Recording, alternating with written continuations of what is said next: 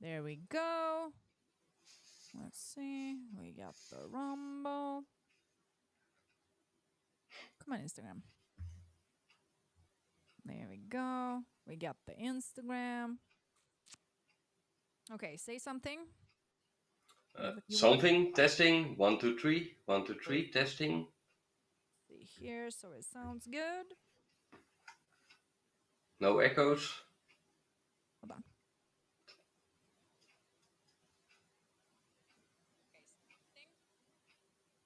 Something, testing, 1, 2, 3, 1, 2, 3, testing. I think it's good. I think it sounds pretty good. Yeah, sounds good. Perfect.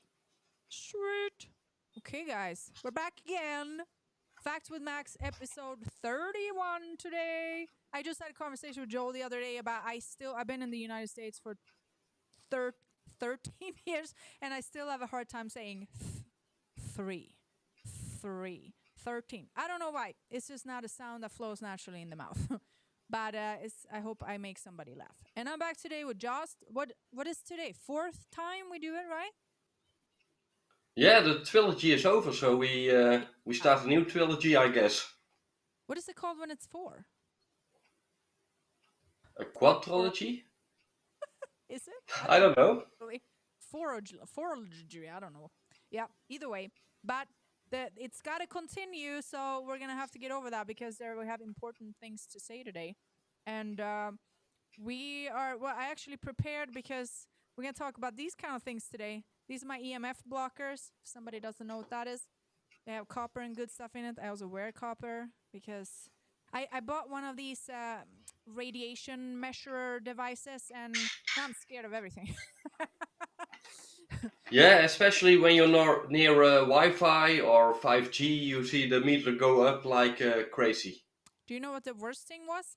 It was not my Wi-Fi. This fucker. Seriously? Yes. It was surprising. Also, believe it or not, my water hydrolyzer machine.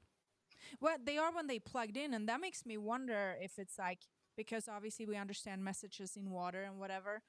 Is that affecting? So I'm putting nutrients into minerals into my water with a machine that is extremely bad radiation-wise. Isn't that kind of interesting?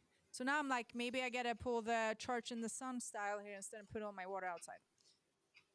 Or something. Yeah, the thing I got a zero water filter, and it's basically like a big glass tank with a filter in it, and you gotta replace the filter like every 2 months or so if you're a single water user. And what I also do, I got Celtic sea salt, and I put that in the water for minerals because it has. Your camera was out of focus. No, I distill my water. So when you distill your water, you basically kill everything. So then you want to put like minerals and everything back again. So when I distill it, I have that thing. I have a water filter thing too. I just don't know if that's enough, to be honest. Our water over here is so bad. Probably worse than yours over there. Well, it depends. You got, the famous brands of water filters, and they filter like 60%. However, the zero water filters like 99.99%. So yeah, almost everything from medicine. It's as good as a reverse osmosis system. Yeah. However, reverse osmosis is even better because you don't have to replace the filters every month, because you have to do it once a year or so. We have Kangen water here at the gym too, so I do that also. I just do a combination, but whenever I do my own, I distill it. But either way, so now I'm plugging everything out when I go to bed now. Like everything. Just like actually plug them out of the wall. And And never ever have your black mirror beside you. One funny thing about this, do you know the airplane mode that you have on telephones? It should, turn off every signal, right? Because certain signals can cause malfunctions in airplanes. That's why it's called airplane mode. So I turn it into airplane mode, and guess what? So someone was calling me, and the signal was coming through. while in airplane mode. I was like, what the fuck? How can he call me? Because it's in airplane mode. So these days, airplane mode doesn't work anymore as it did like 5 years or 10 years You know ago. what was very interesting? So I ran my radiation mesh. I don't know that it's showing 3 different things, right? So I ran it everywhere. Actually, surprisingly enough, the one thing that had the lowest of all was the phone. So compared to all the other things, like Wi-Fi is really bad, obviously, microwaves, even the washing machine, hydrolyzed machine, lights, everything, the phone was the lowest one of all. I was actually surprised. I don't know if it's because I have that thing on it. It probably helps a little bit because I did it on my other. I have 2 phones. The other phone was higher than this one, but yeah, it wasn't as bad as I thought actually. Yeah, yeah. You know, it's whatever it is. Certain phones radiate less, some radiate more. Yeah. But as long as you stay out of those, radiations, Yeah. especially during your sleep, because you are, Yeah. you sleep 8 hours and you don't want electrical interference in your brain because Hmm. your brain is electricity. I've slept without electronic things in my room for probably 7 years. But what I didn't think about, what I do now, is actually unplug my lights in the room because I didn't realize that they were so bad. So I'm unplugging the lights, but besides that, I don't have anything in there. And before, actually, do you want to ask you, because I don't think I've even asked you since the first episode we did. What have you noticed so far on the food technology? Because you've been using it for a while. I was just about to take my meta pack here before we kick off Yeah, underneath you our did thing. ask. I think I did it the second episode. Like I said, I got my hyperfocus back. I had a really big burnout, and what's happening is that you get brain fog. A lot of people got it these days. But I'm like the type of person I can remember everything from age 2 till now. So that's Mm-hmm. 42 years of experience. I can, remember in color, in taste, in Yeah, whatever. Like living a movie, that's super when cool. I think back to Mm-hmm. certain moments. Mm-hmm. Um, but also with work, I never needed an agenda. I could just remember every date and every appointment I got. I never written them down. I was just. Just my agenda was in my brain. Mm-hmm. But when the burnout happened, it's Mm-hmm. like when your brain is overloaded. There's too much Mm-hmm. information in it. There's too much bullshit, drama, whatever. It wasn't working anymore. My autopilot wasn't working anymore. I was driving a car, and in the Netherlands we all have manual gears, right? We don't have Yeah. automatic. Oh, Well, we really? have them, but Not at all. most people drive just manual. And that takes a lot of more work while driving. Yes. But during my burnout, I all of a sudden was driving and I forgot how to manual, right? So I was like, Oh, shit, I'm on the road, what's happening? I just had to, park my car at the side of the road to just get my focus back. And I was like, oh my what the God. hell is happening? Yeah. But all those side effects I got out of the burnout, they are gone. My brain fog is gone, much more clear. And I'm on it like, I think, 2 months now, something like that. Mm-hmm. And I always had asthmatic bronchitis. And it's like, your throat and the first, it's not the lung bags, but it's the lung waste, the waste to Mm-hmm. your bags, if you know what I mean. Mm-hmm. Those were always irritated for me, kind of like something was stuck there or blocked, if you Mm-hmm. know what I mean. Mm-hmm. And a couple of weeks ago, I had a really heavy lung infection. It was like I had like 4 or 5 lung infections in my life, and Mm-hmm. only 2 times I went to a doctor, and he was like, "Yeah, you got a heavy lung infection. Here's some antibiotics, and Oh yeah. then it Mm-hmm. gets over." Mm-hmm. But most times I just let it happen and let it just come to me and outlive it. A lot of people die of a lung infection. by the way. And during the lung infection a couple of weeks ago, I could not eat for 5 days. Mm-hmm. I could sip only little bits of water, and I was just laying in my bed like 5 days straight, and then everything got better. And it's like the blockage is gone, which I had like many years. So, it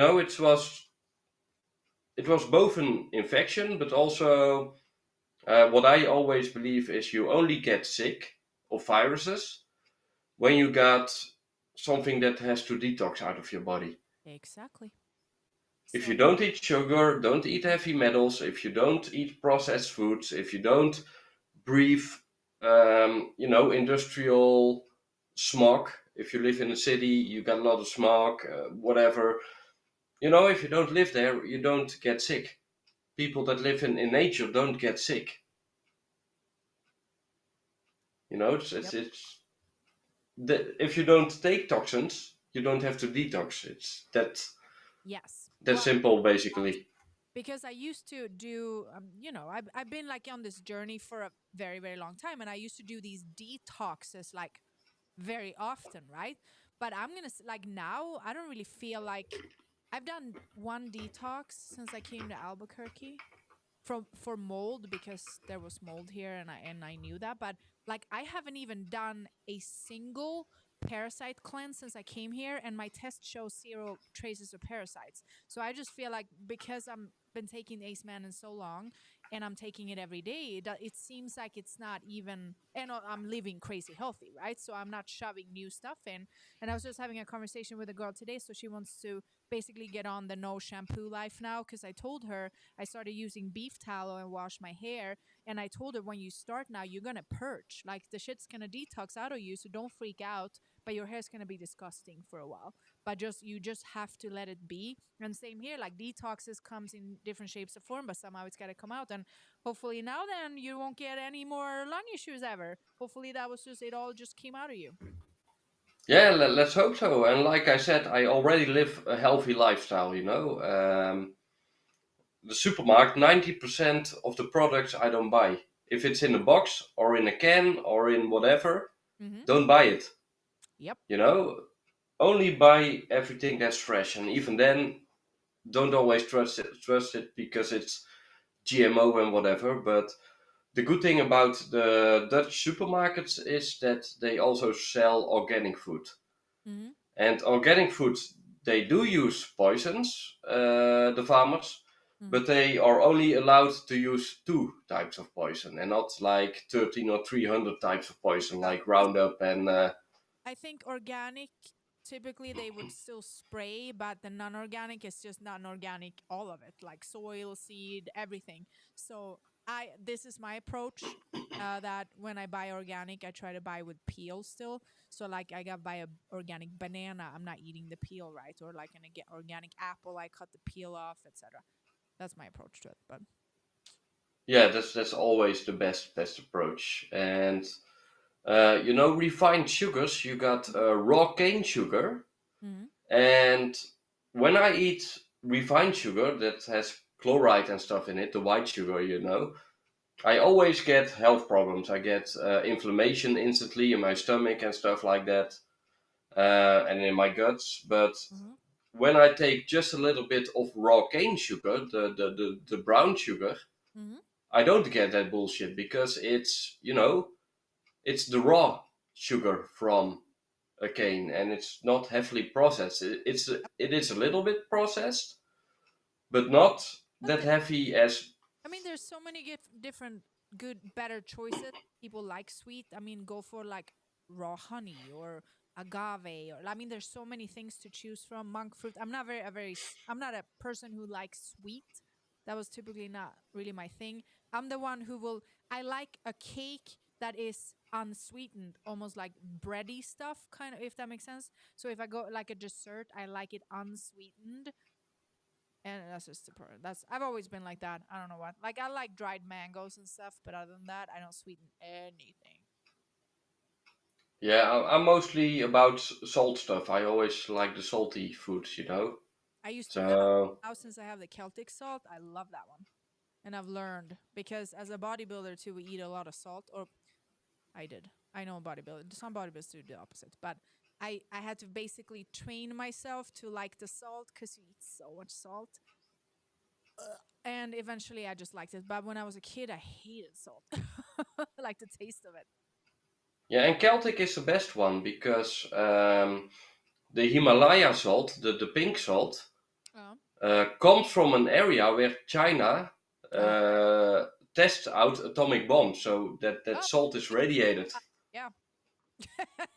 It's heavily radiated. It used to be the best salt in the world, the most minerals in it.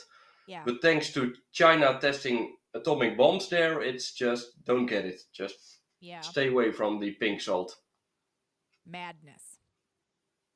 It's I still need to. I was just thinking about it. Remember, I was going to send you that freaking package at one point, and I still need to get samples. But maybe where am I going? I'm not going to Europe. I'll figure that out. If I have somebody coming to visit, or I go somewhere in Europe, I gotta make you a care package of things. I had so many things I wanted to send to you.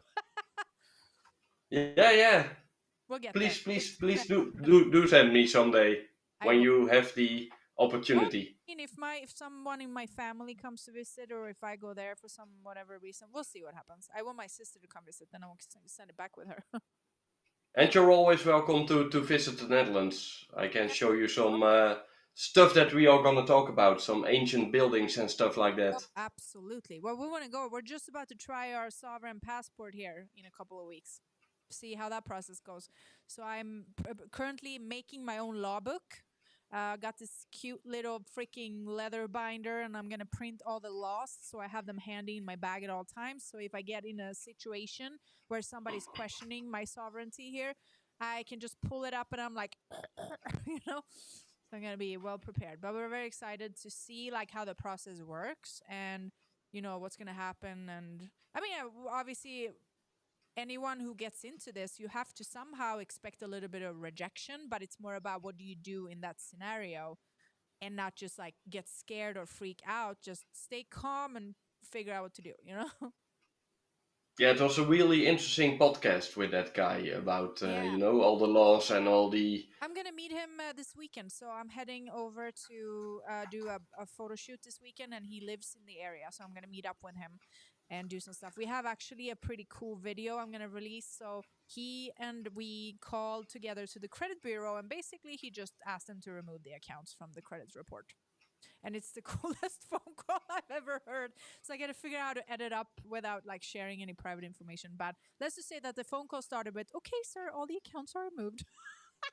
Like it was just nice. I think that I was like, Maaxx, don't start laughing. We're on I'm on the line, but I'm quiet and we're recording it. Yeah, that was cool. It's pretty cool. Awesome. So let's jump into a history lesson. History with Joost and Maaxx. History class. Yeah, first of all, I want to talk, history, past, present, future, it's always connected, right? Mm-hmm. Stuff that is happening in the past is also happening right now. Mm-hmm. When you think about World War III, the same things are happening. The poor are getting poorer, the rich are getting richer, and people are being pushed into, a new war. And, the people behind it are always the same type of people. The weapon industry, Zionists, because they control all the banking systems that borrow money to countries to buy weapons and stuff like that. Uh-huh. But I gave you 2 links about what's happening in the European Union right now, because we are closer to Russia than you are. You meant the 2 you sent me today, right? Yeah, that I sent you on WhatsApp. The one from Forbes, and Forbes is, if you can share it, it's one of the biggest mainstream media websites about money. And this is basically telling that, if you scroll a bit up, you can read the title. Farewell to cash, the European Union announces what's coming next. Mm-hmm. And remember when I was talking about when I was in politics, and that the World Economic Forum wants to have the digital bank currency and basically ban money. Well, here it is. Forbes is telling it. Yep. So that's one of the things I wanted to talk about. That the thing I was predicting now comes in the news. Yep. But now comes the second thing in the news. And that's a really scary one. And it's from Euro News. Here we go. They got a plan to channel 10 trillion of citizen savings. So it's basically our own money savings. And they want to mobilize it. So they want to use our money that we save for a vacation, that we save to buy a house, that we saved to, for the future generations. They want to basically use our money to mobilize it. And you know what mobilization means? It means buying weapons and start a fucking war. Yep. So, and taking the first news, because I always connect dots, right? Oh, So sorry. they want to. Sorry, somebody said my volume is a little low. Let me see. Okay, is that better, guys? Now I raised it up. So if that is still too low, please let me know. Life, dream, death, awakening. Thanks for pointing that out. Okay, keep going. So yeah, I always connect the dots. So what's happening? They want to ban cash as soon as possible. And the second dot is they want to mobilize money.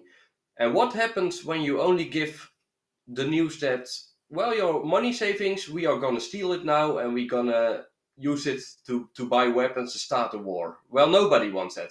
So what do people going to do? They're going to go to the bank and they're going to, take cash money. But what are they going to do first? They're going to ban cash money so you aren't able to save your own life savings. So they are going to freeze it and they are going to use it. So everybody that is now saving up for a home or saving up for, their children or for a vacation or whatever, fuck you all, because the European Union will screw you right up in your...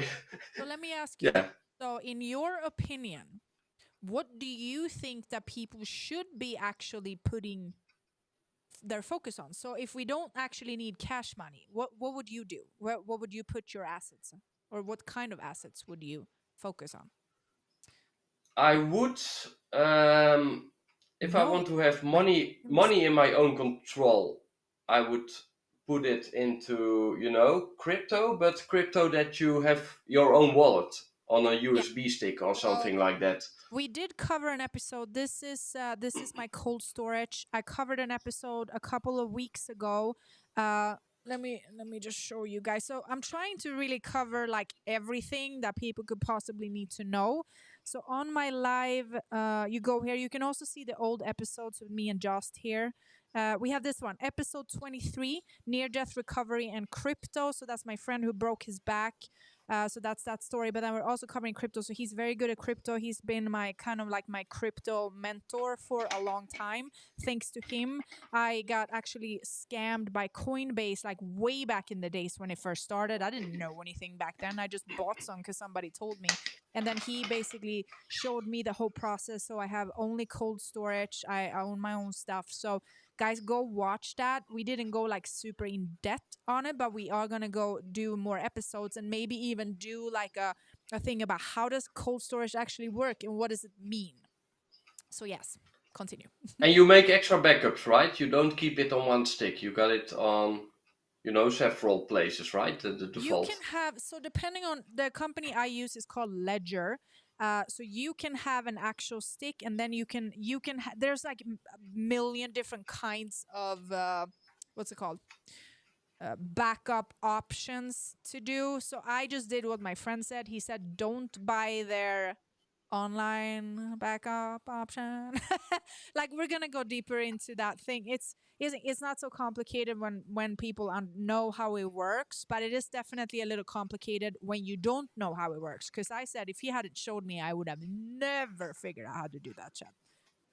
Yeah, it's not like PayPal that you open an account and link your credit card and it's done. It's a But one lot thing that is a more. little not good, because honestly, I was considering to just not have money at all and start using like a crypto card if I ever need to pay something. Ledger does not allow the United States to have them though. So Europe, you can have them. United States, not. And they have no answers for me on when and why, which is kind of weird. So I'm trying to figure out how I could technically open like a crypto.com account, and if I and have a card with them, and if I ever needed to, I could transfer from my cold storage to there, which is kind of annoying, but I guess that would technically be the process.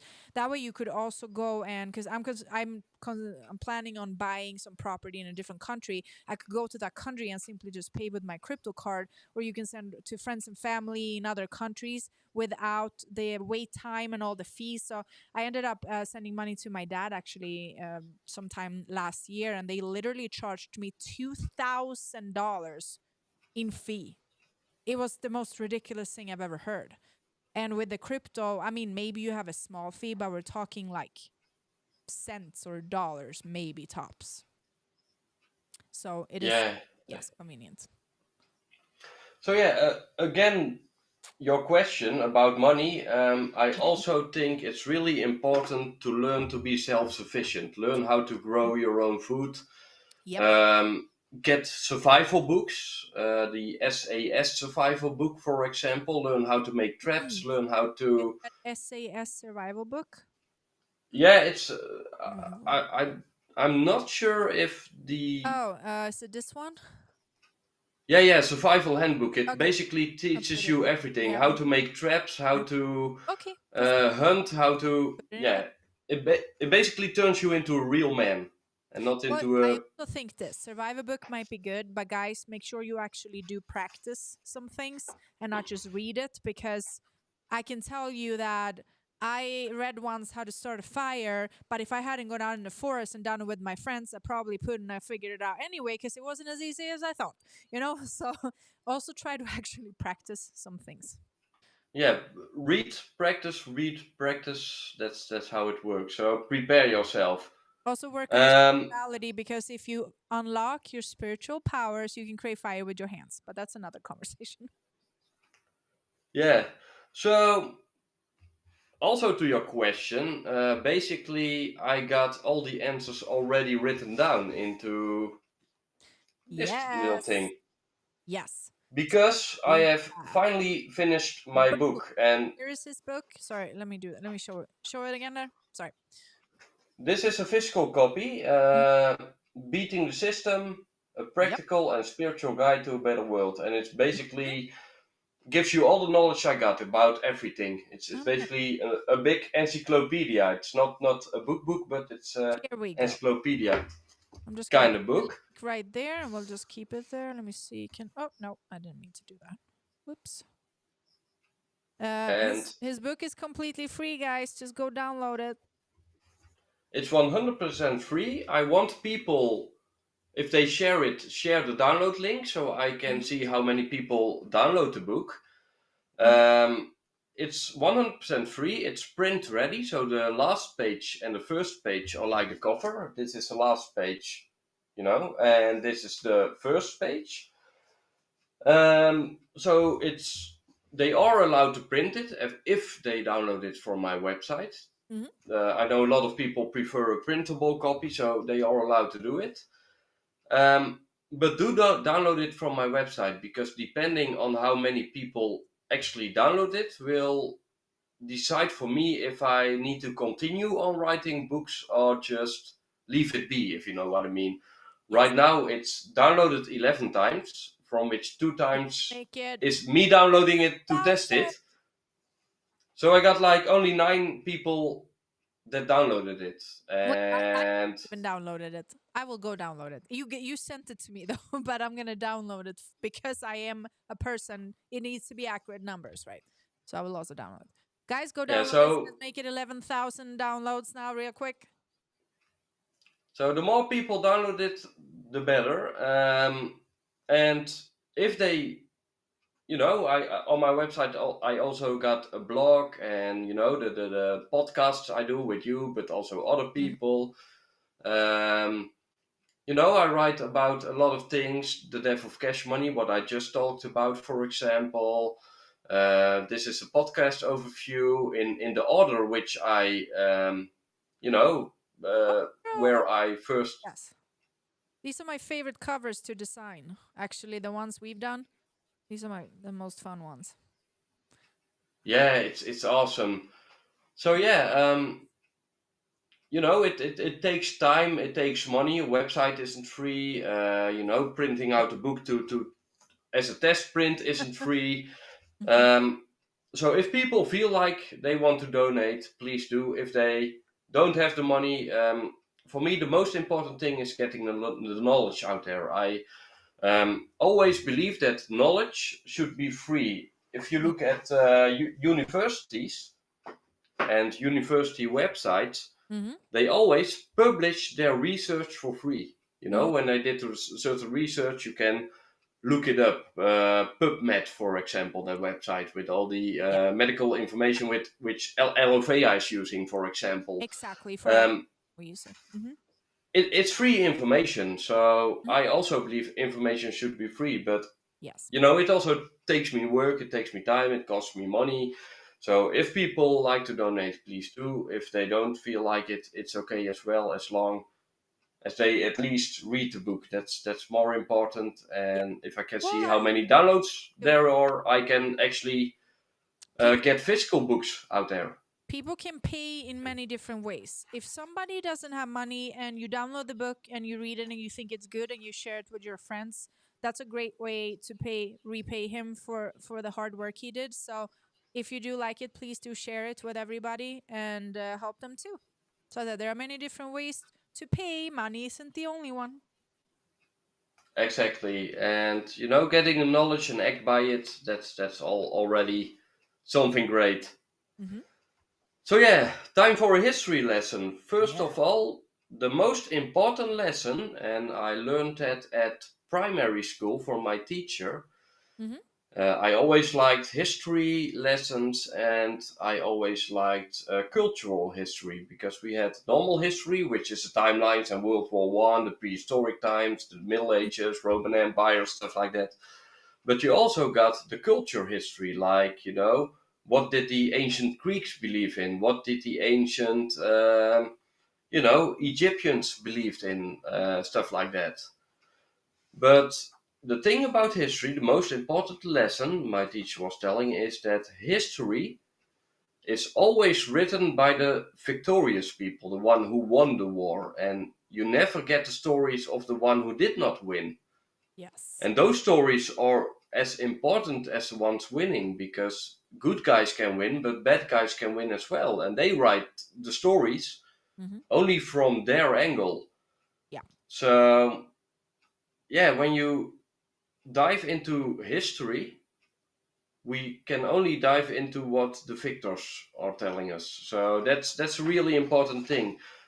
You can find history about the losers telling what they went through and stuff like that, but it's harder to find that. So always when you look into history, look deeper than just the history books, because the history books are just one vision of what happened in the past.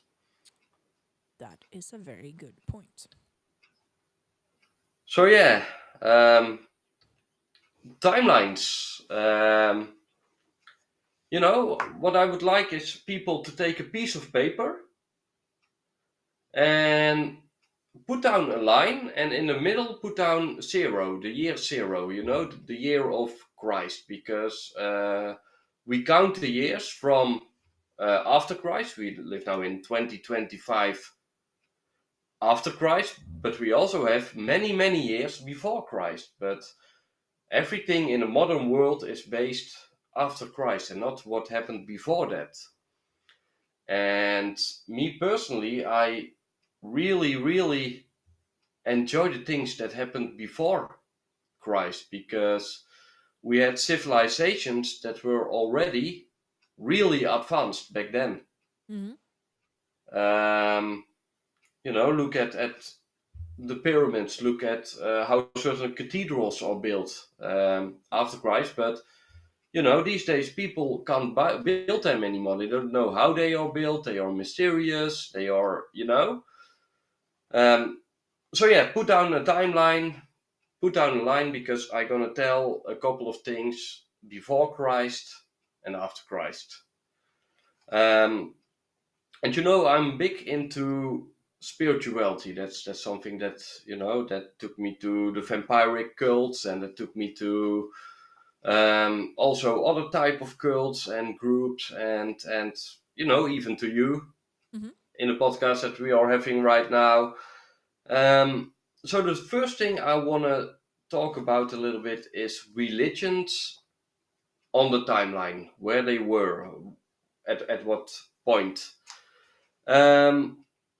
First of all, the biggest thing about religion and spirituality, the difference between them is a religion is always based on external authority.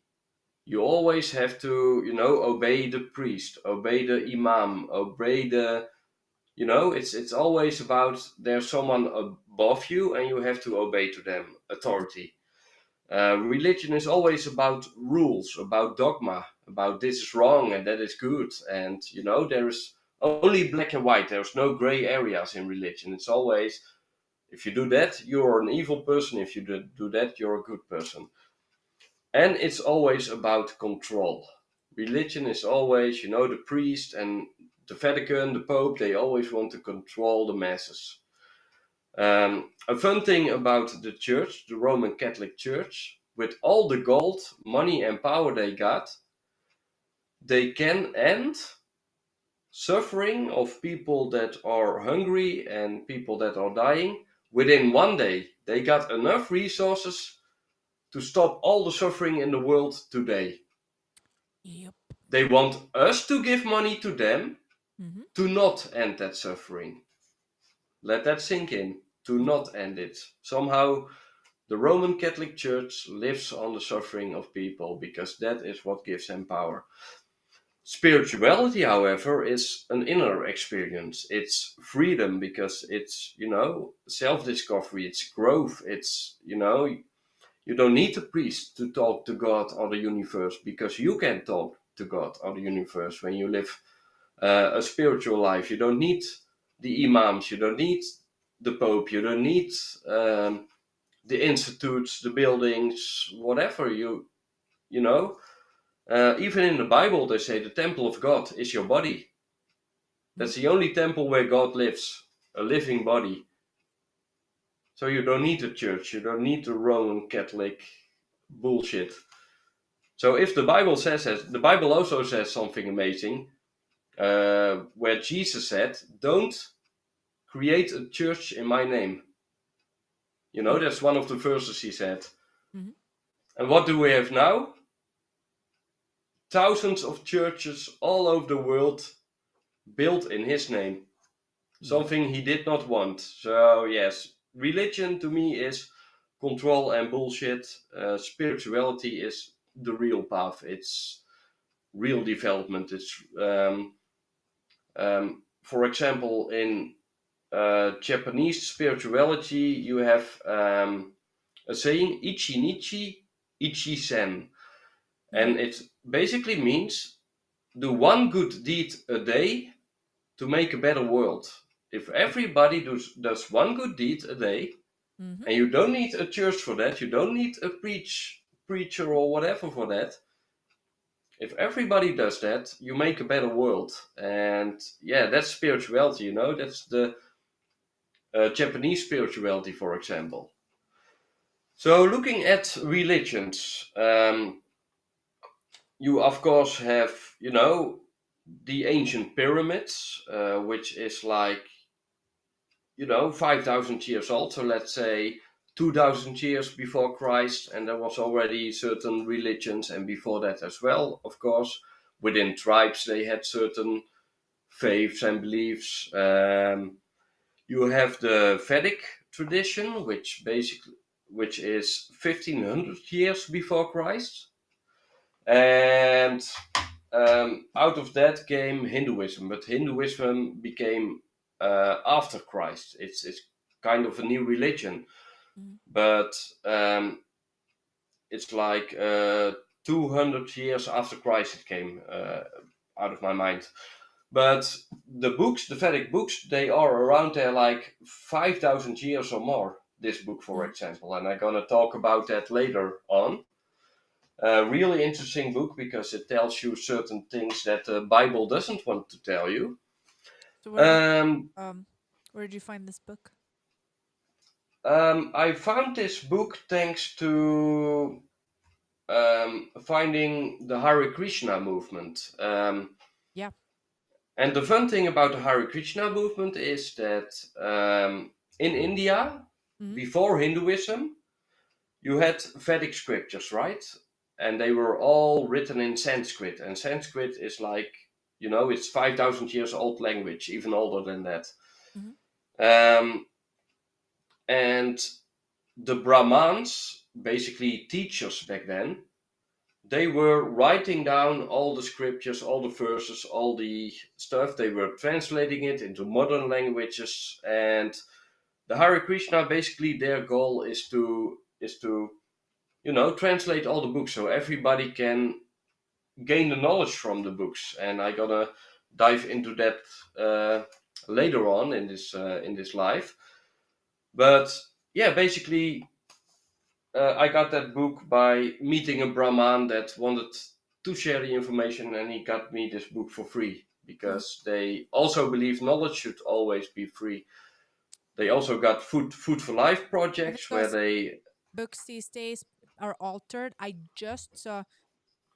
had the Behold the Pale Horse book for a long time and realized that I actually didn't have the original version, and I finally found it and I just ordered it and I can't wait to get here. But I think people need to do a little bit of their own research, right? Because I do think a lot of things get altered. Yeah, the fun thing about this version of the Bhagavad-gita is that I can show it real How old is quick. that book? Like obviously the book itself isn't 5,000 years old, I would assume, but The original is 5,000 years old, at least. But the fun thing is, if you look at it, they first got the Sanskrit. It's not even our own alphabet. Then they got the word by word how you pronounce it in English alphabet, and then they got the word by word translation. So they translated word by word, so you can make your own sentence. And then they give the translation in modern English, and then they give an explanation about the verse. So in this version, you actually get the Sanskrit that was written down 5,000 years ago. Instead of, like the Bible, you just get an English translation and you just have to hope that it's a good translation. But we all know that the Roman Empire took over Christianity. Judaism took over Christianity because if you look at Christ, it's only the Second Testament of the Bible. The First Testament comes from Judaism, from Abrahamic religion, so that has nothing to do with the person Jesus. So yeah, when you read the Bible, it's like, yeah, who written that stuff and why? Is it about control or is it about spirituality? We don't know. And I think when I look at the Roman Catholic Church that made the latest translations, I think it's all about control because, like I said, they can end hunger in like one day, but they don't want to do it. They want our money to make them even more powerful. Yes. So yeah, Vedic tradition, ancient Egypt, let's say 5,000 years ago, 1500 before Christ and even before that. Then you got Judaism, the Jewish beliefs, that's only 1,000 years before Christ. So the Sanskrit language was even before the Jews came into the world. So this is even older knowledge. That the Jews, well, they have it because they can also get the book, but this was even older. Then you got Buddhism, the Buddha, that was like 500 years before Christ. Then you got also in China, during Buddhism, you had Confucius and Taoism. Mm-hmm. Also,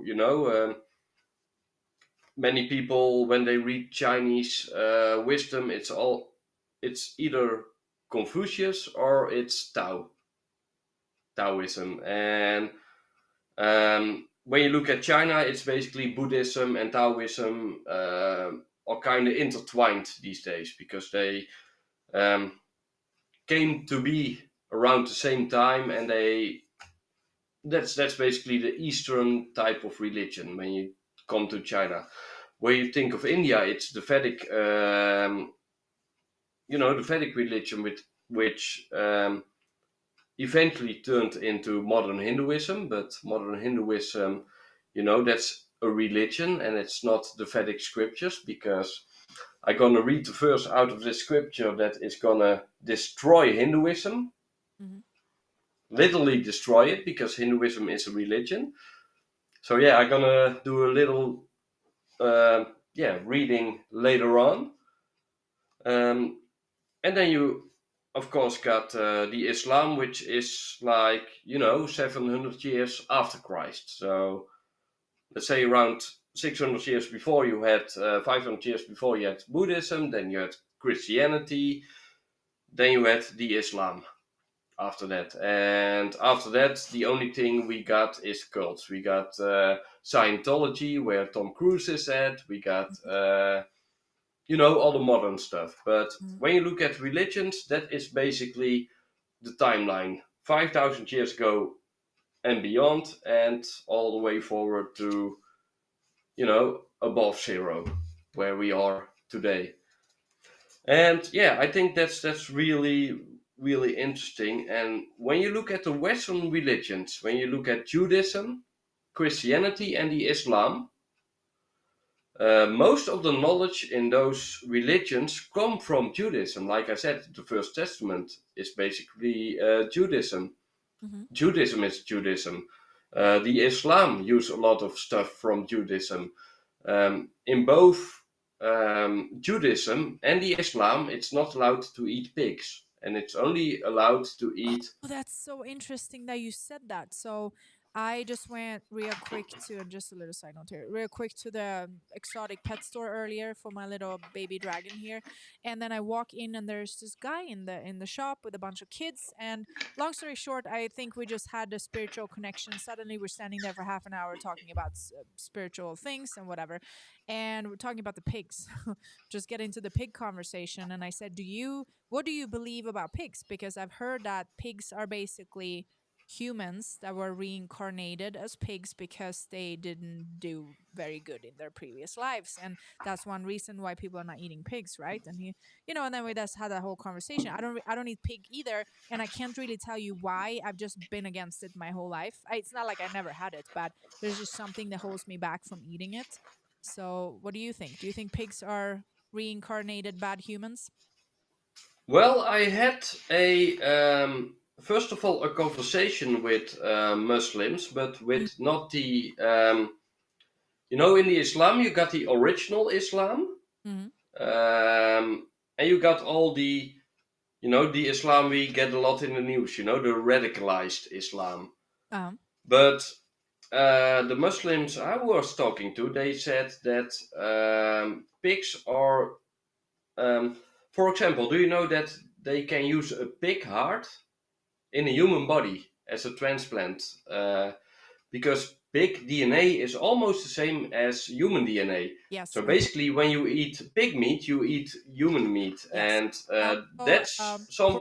portobello mushroom. Portobello mushroom has human DNA in them. We're not supposed to eat those either. Yeah, and that's what Muslims know, and that's what Christians know. And Mm-hmm. I'm trying to find a picture within the Bhagavad-gita, but I'm not sure if it's within this version. But there is a version that people who are greedy Mm-hmm. and who are only eating and only want pleasure and greed and stuff like that, Mm-hmm. that they, yeah, I found it, that they turn into pigs. So here you got the Yeah. greedy man, Mm-hmm. And here you got the story that he turns into a pig. And this is a story from 5,000 years ago. Mm-hmm. That in the next life he will become, because he only wants to eat and have sex and have pleasures and only greedy. Mm-hmm. He becomes an animal that's also always hungry, because a Yep. pig is always hungry. And they also So they can't look up at the sky because of their necks or something. So they're basically doomed to just look down their whole life, and they can't see the beautiful sky and whatever. Yeah, I saw an it's funny. entire video thing about this. So it's a funny thing that you mentioned that and I mentioned that, and the whole pig thing. It's not only from the Islam. It's also from 5,000 years ago, and from Judaism and stuff like that. So then, there could be truth behind it. I find it always fascinating, and I find it always fascinating to talk with Muslims about it, because that religion is the least old one. So it's what's written down is less adjusted by certain elitist Mm-hmm. people, if you know what I mean. Yes. And I think So in the we all have to care about, if you eat an animal, if you eat animal food, right?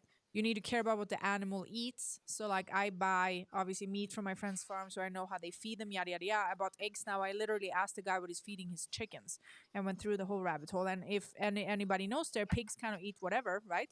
So if the pigs eat whatever garbage, now if you're eating the pig, you're also eating all the garbage. So for that reason, I think people should probably reconsider and not eat that, because it's not like somebody might be feeding the pig bad stuff, but if they just shove down whatever down their throat, that's also going to go down your throat. And what I do know is you can eat raw beef, right? Mm-hmm. But you cannot eat raw pig meat, because pig meat has a lot of parasites in them. So when you eat pork, you always gotta cook it really well. But you can eat raw beef, Raw chicken too, actually. I if you have got a healthy chicken. Not Yeah. all chickens these No, no, no, days, no, no. but if you got No, but you shouldn't eat all meat, red meat either. The guy I buy my meat from, he eats this chicken raw too. Because I was asking him once, I said, "Do you eat your chicken raw?" He's like, "Yeah, I do, because I raise and feed my own chickens, so I totally would. I totally do it." He said, "I'm going to the grocery store and eat raw chicken. No, but don't go to the grocery store and eat raw beef either." So yeah, really interesting subject. But I think that's a whole podcast altogether, talking about food. Yep, absolutely. And I got a lot of stuff written in my book as well about food, so people can read that That's as well. mm-hmm, So back to religions. In the West, mm-hmm, we had the Abrahamic religions, mm-hmm, which is Judaism first, then Christianity, then the Islam. But we also had paganism in the West.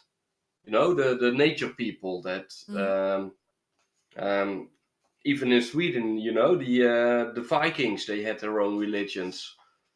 I've been curious to look into it more, because I was never interested when I lived there, but I probably should Well, be. I Look know into a guy who has a it. podcast, and um, he does a lot about studying paganism and stuff like that. So maybe I can hook you guys up. And you Yeah. can do a whole thing, because I don't know too much about it either. But he is like, he starts his own pagan tribe, and he Hmm. wants to Yeah. go really deep into paganism, live by paganism and stuff like that. So maybe after this podcast, I should, Yes. hook you I've hook been you up with him. wanting to learn more about the runes, and I'm like, according to DNA test, I'm 96% Viking, and I'm also going to do a possible live stream with my astral coach and do a channeling of Freya we've been talking about. So we'll see if that comes, because then basically we would speak to her through me. Awesome. I will hook you up with that guy, and he also has another friend of him. I think he's from America. The guy I know is also from the Netherlands, like me. Mm-hmm. And the other guy, he makes runes out of animal bones, and he did a couple of rune readings. He just does them every week, Ooh, and his readings are extremely accurate, that's because very interesting. You can give a reading like you are next week you are going to meet a person and blah blah blah. Everybody can tell that Oh, kind of bullshit. I just did a tarot class last night. But I read this rune reading is extremely accurate. So yeah, I'm gonna hook you up with those guys. You really gotta have them in your show. So yeah, and also back to the religions, Abrahamic religions, paganism, and in the East we got Buddhism, Taoism, Confucianism, Vedic religions, etc. It's basically, very spiritual religions compared to, the Western religions. When you look at Buddhism, it's nothing in that religion forces you to do stuff. It only tells you it's better to do this and it's better to do that. Yeah. And it will never force you. It will not tell you you have to do this or you have to whatever. And yeah, me personally, I'm really big into Eastern stuff. There is a lot of amazing history. Like I said, the Vedic stuff, and I'm gonna cover that in a bit. And also China. Ancient China was really, really highly developed in the old times compared to the Western world. They had sewer systems, they had architecture, while we were living in huts and stuff like that. So, they had the ancient Chinese wall and stuff like that. Um, they they had science. They had they were able to write things down because a lot of people in the West could not read or write. That came later, but in China they already had a system to write down stuff. And when you look at China, and I got a Chinese friend of mine who also tells me a lot of stuff about what he learns from history lessons, because in China the history lessons are of course really different from what they learn in the West. Yeah. And yeah, the thing I really find interesting are the dynasties. You got a certain emperor that creates a dynasty in China, and that's during the dynasties a lot of stuff happens. So you got like 1,000 years before Christ, you got the Zhou dynasty. Mm-hmm. And it's the longest lasting dynasty in Chinese history. So that emperor and his sons and whatever, they had one of the longest lasting dynasties, like 750 years long, Mm-hmm. them controlling China. Um, During that, you had Confucius and Laozi from Taoism and Confucianism. So, they were spiritually, they were deep thinkers, so they written down a lot of stuff, and it had a lot of influence on the morality and the governance and stuff like that. So they basically created the China from those 750 years on the timeline. After that, you had the Han dynasty, which is considered a golden age for culture, science, and administration, because they got thinkers, but also scientists and stuff like that. So they created stuff, they came up with stuff. The architecture was better developed also. When you look at architecture in China, they built amazing stuff. Mm-hmm. If you look at the ancient castles and stuff like that, it still stands there. Confucianism became the state philosophy, so the government did everything based on what Confucius was saying. Mm-hmm. So that's really interesting.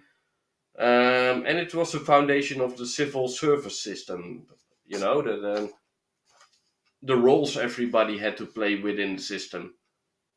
The farmers and the scientists and the army, stuff like that. Then you had the Tang Dynasty, which was the peak of art, poetry, and Buddhist influence. because Buddhism came up. So yeah, a lot of awesome art was made, a lot of poetry, Buddhist influence. Yeah, it's also again a really spiritual age and time back then. And it had strong influence on neighboring countries like Japan, Korea, and Vietnam. And yesterday I was at a friend's place and he showed me a book and I had to take some pictures from it because he had his mother bought a book which had ancient art from Japan, ancient paintings and stuff like that. So let me see if I can. I have to rotate this one. For example, stuff like this: a demon who's holding a child's head, and with blood on it and stuff like that. But there is a whole story behind this picture, and in that book, he also told me every painting, every picture, no matter how morbid, has a story behind it. Here, the ancient samurai, for example, and the face paintings also had meaning. And yeah, I really loved browsing that book of his because he had a lot of awesome drawings from the ancient days. So yeah, ancient Japan, ancient China, stuff like that is really my kind of thing. Have you been And traveling here, to Asia? I have never been there. I want to go there someday. Yeah, well, I've been to parts of Asia. I have not been to Japan or China. I'd like to go. And in China and Japan, a really important thing is this black thing here at the bottom, the dragons. And I know you got a dragon yourself right now, but in ancient China and ancient Japan, the dragons are mythological creatures. Another thing which I really like about China and Japan and stuff like that is that, and also about Vedic culture, is that dragons and demons aren't always evil. Of course. In those cultures, certain demons are there to either protect you or to. They call them demons. What did you ask? Do they still call them demons if they're good? Yeah. It's just the name of the creature because a certain demon can, for example, cause you a certain trauma, but it's not doing that to cause you trauma. It's doing that to give you life lessons, so that if you overcome that trauma, if you beat that demon, because that's what he wants you to beat it, you become a stronger person. You become a man, or you become whatever. So to them, demons and dragons are also always really wise and misunderstood compared to the Western dragons, because in the West, a dragon is always, the evil thing you gotta kill. But I have never thought that. Is that really what people think?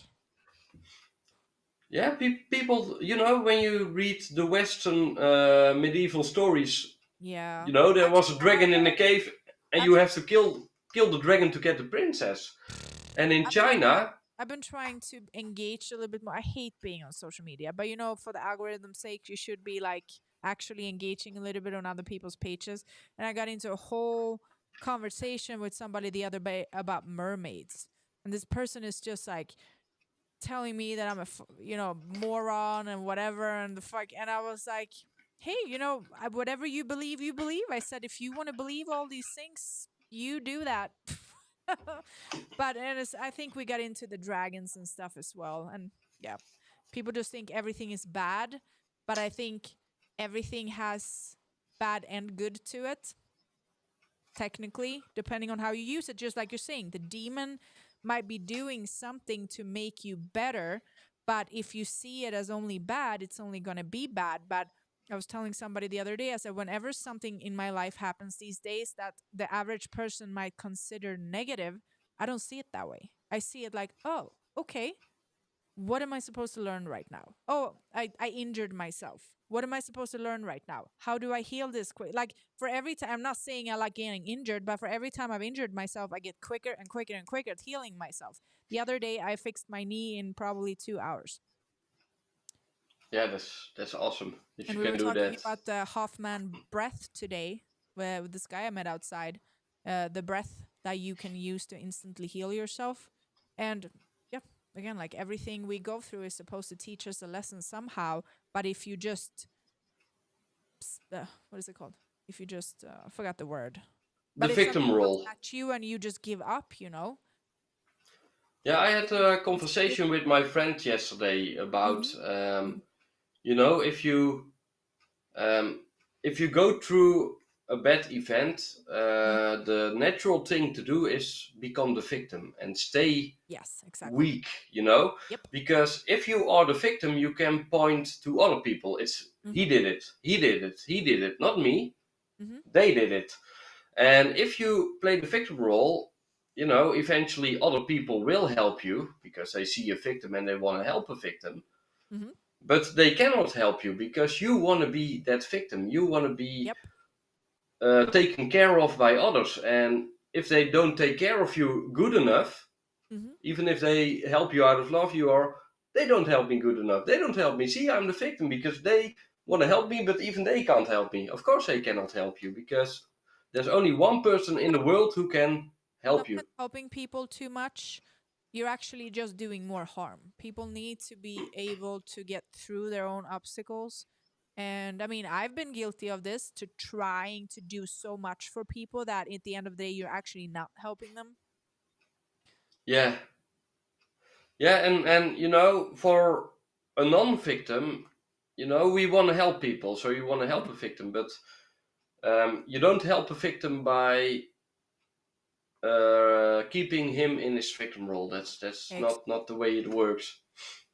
But we actually had a There's conversation with somebody a little while ago where I am that person. If I care about you and I love you, I will be very direct with you and I will tell you things sometimes that might hurt a little.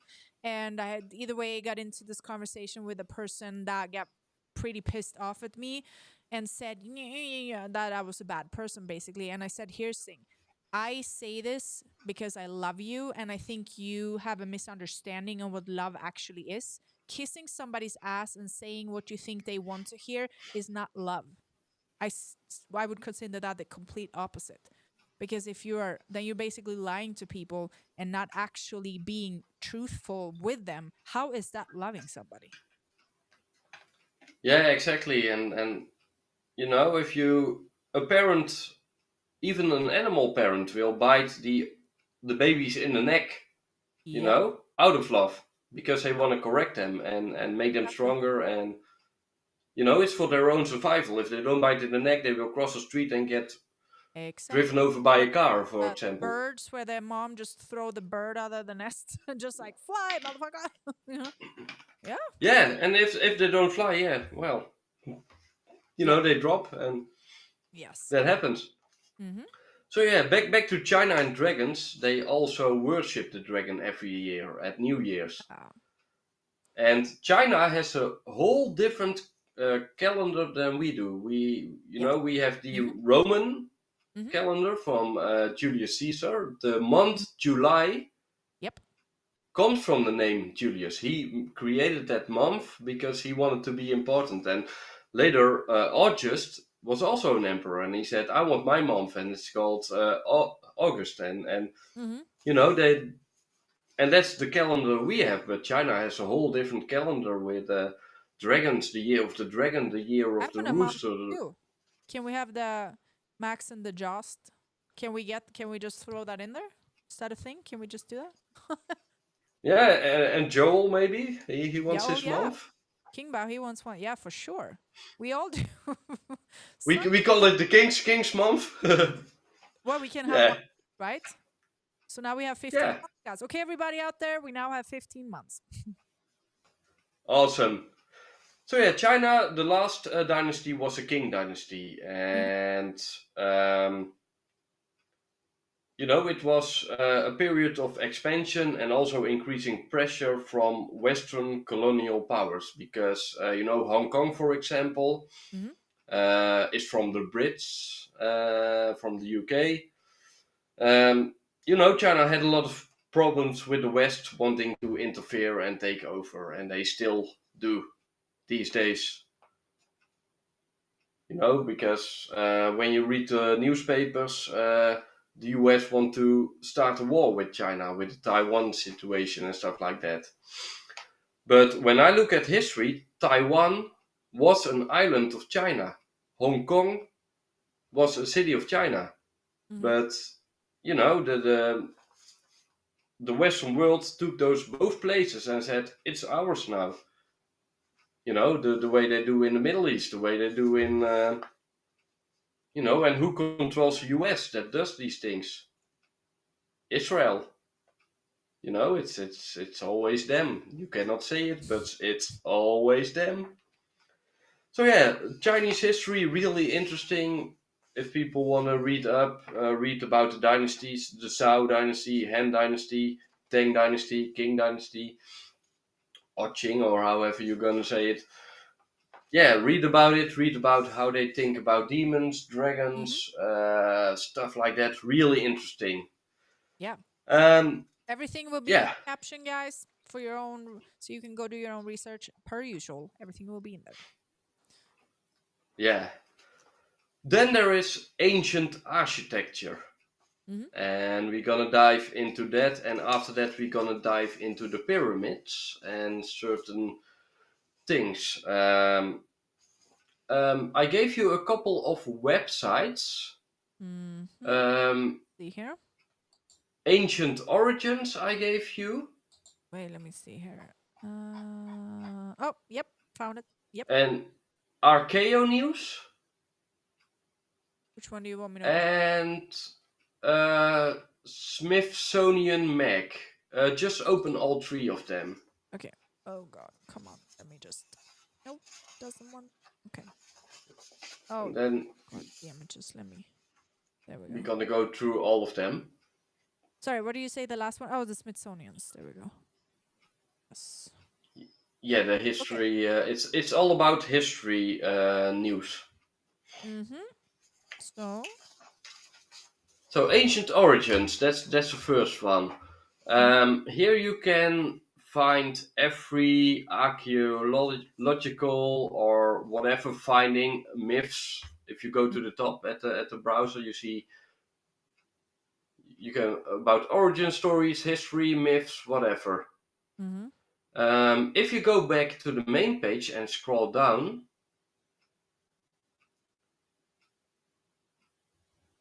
and it's way down, 24th of March, there was a really interesting finding. When we go to the 24th. Yes, to the scientists say they found a vast hidden city. Yeah, that one. Click on it. It's because we're gonna go into the pyramids. And this is an article people can read about people that used certain scanning techniques underneath the ground. And if you scroll down, they basically found, if you go a little up to the YouTube video, you see the picture, that they found a city underneath the pyramids, which is 2 kilometers deep. So it's even deeper than the pyramid has height, so it's a city underneath a city. 2 kilometers. So that's it's like 2 point. Wait, what is it? Not 3 miles ish. A little under 3 miles, I think. No. Yeah. So. Yeah, something like that. Whatever. No. It's a lot. Yeah. I think. Let's say 1.5 mile deep. Something like that. we do kilometers and meters, and in America they do miles. So, Oh, I'm but yeah, totally this lost. is Yeah, 1 kilometer is like 1 point something miles. yeah, something like that. But anyways, really interesting stuff. Really interesting. Mm-hmm. So yeah, people should really read into that. Look into websites like that. I also gave the other website. Also Oh has God, similar stuff. so much commercial bullshit popping up. Here we go. Yeah, you don't have an ad blocker, do you? Uh, I guess not. No, I do. But here is I don't know. It's not working, I guess. here's also a lot about findings, archaeological findings, stuff like that. So yeah, people can just read into that, look into that themselves, do their own research. It's really interesting. If you scroll down, you see pictures of What did mud stuff. smell like? See stuff that people found from archaeological diggings and stuff like that. Drawings from back the days, scriptures, stuff like that. Mm-hmm. So yeah, also really interesting website Ooh, to this browse. one is interesting to me. Obsidian. Yeah, Yeah. just use the links in your own time, people. Just look Mm. into it. The third website I gave show it as well, so people can look. Okay, freaking. Okay, I gotta look into this ad blocker shit because I know I had something, but I might have just taken away. I don't trust anything, so maybe I have a pretty intense like like a cleaning virus software thing. It probably just deleted everything. Yeah, yeah, and this is also a lot of history lessons, as you can see. Oh yeah, same as the other website, but this one goes more into just history Mm-hmm. stories, World War II and stuff like that, U.S. history, archaeology. But yeah, if people go into these three websites and just look into it, they can, in my opinion, find a lot of answers about our history, who we are, how we got here, how we, you So know. let me ask you this. So with all these websites and everything, like how much of the information on these kind of pages do you actually think is true? Yeah, Because that's obviously we question I question everything. We question everything. So how do yeah, same you here. this But is the question to you, like how what do you do to know what to trust? Like what's your approach to things? How do you when you go about something, how do you like to figure out for yourself if it seems legit or not? well, for example, when it comes to architecture or those obsidian arrow Yeah. tips they found, Mm-hmm. um, those are the types of things you can see the pictures of the things they found that they took pictures of. You can also see those things in museums. Mm-hmm. Um, and if a story makes sense to me, Mm-hmm. to what I learned partly at school, but also from alternative sources, because Ah. the school system. And when kind of putting all the dots together and certain things overlap, then to me the overlapping parts are the truth. The overlapping between the alternative sources and Mm-hmm. the Okay. Yeah. mainstream sources. Yes. And when you look at arrow tips, there is science behind looking how old something is. I just bought an arrow tip necklace the other week. I'm not wearing it right now. Cool. Mm-hmm. But just like CSI people, when they Mm-hmm. see a corpse, they can uh, do some science on it and tell, well, he passed away 3 weeks ago, or three Mm-hmm. months ago, or 8 years ago. And archaeological findings, it's the same thing. They can use, techniques and science on it to uh, tell about how old it is. So those types of history stuff, is for me, yeah, that's the truth. Mm-hmm. The pyramids, for example, that's a funny thing. When people think about the pyramids and the Egyptian people, they always think about Cleopatra, right? Mm-hmm.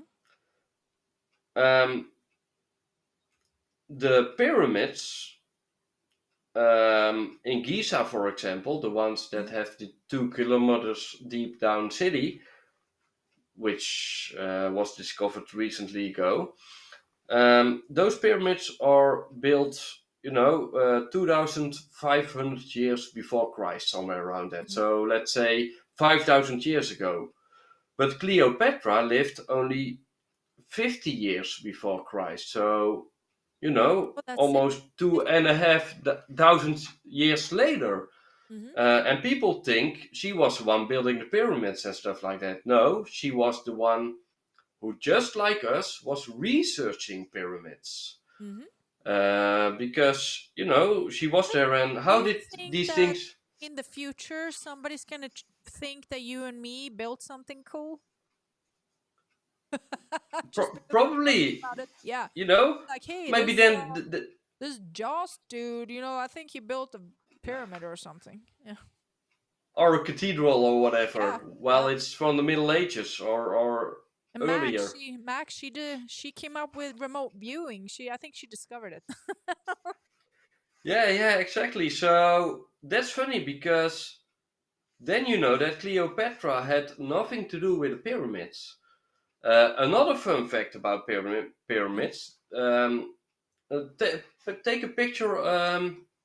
Open a picture of the Giza pyramid right now, Yes. because the tip of the pyramid, there's something really interesting about that as well.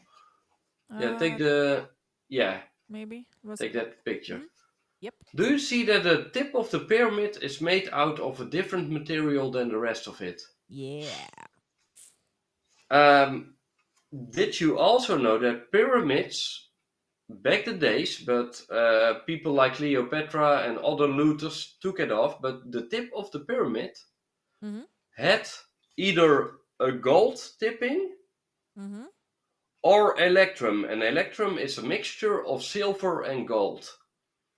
So the tips of the pyramid would always reflect either the sunlight or the moonlight by the gold tip on top of the pyramid. I drink this every day. It's pure gold from Hawaii. Same with the pyramids, the Mayan pyramids, from the Mayas, and from they also had gold on the pyramids, but Luther stripped it off, so they took away the purpose of pyramids. Yeah. Another really interesting thing about the pyramids is that they are in line with Orion's belt. They are in line with the stars. They are extremely Yeah, this accurate with the it star all. system. This is a sketch, but I guess they're trying to show here that it was gold up there. The gold top, yeah. Yeah. It doesn't seem like they have any So photos with that. just knowing that these 5,000 years old buildings understood the star system.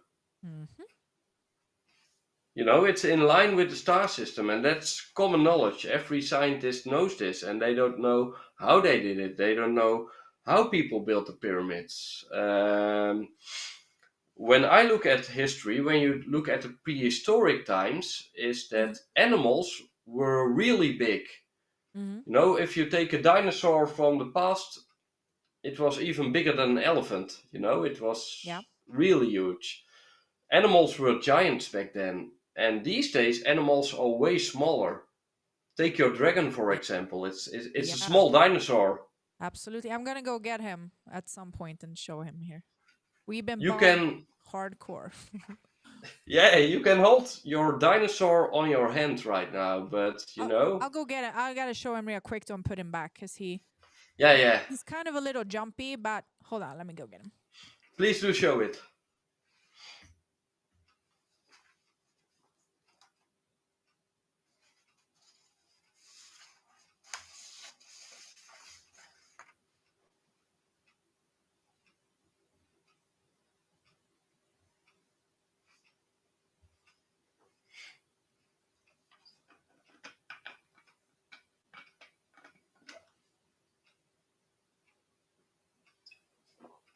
he is.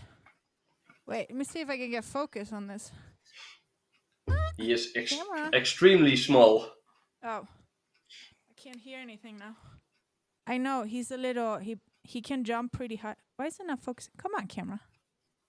Oh, there we go. This is Bodhi. He's so cute. He has your eye color, right? What? You guys have the same eye color, right? You and the little dinosaur. Well, I will tell you a story off the camera later. But yeah, this is my child for sure. Okay, I'm gonna go put him back. He's really cute. Here, but I know he's so fucking cute. I don't know. He seems pretty calm. I mean, you can keep talking. We'll see if he starts to move. Yeah, I'll gotta put him back. But yes. All right. Little baby. So yeah, pyramids. Built around the star system. Okay. Built based on the star system. Pyramids also had the golden or the electrum tops, which basically was reflecting or, collecting sunlight and moonlight. So, yeah, there's a lot of stuff about pyramids that we don't know who built them. Like I said, in the prehistoric times, animals were really big. What if humans were also really big back then, like giants? Were there giants in the past? Yeah, there's traces of giants and stuff, right? Probably tiny ones too. I'm sure the tiny people too.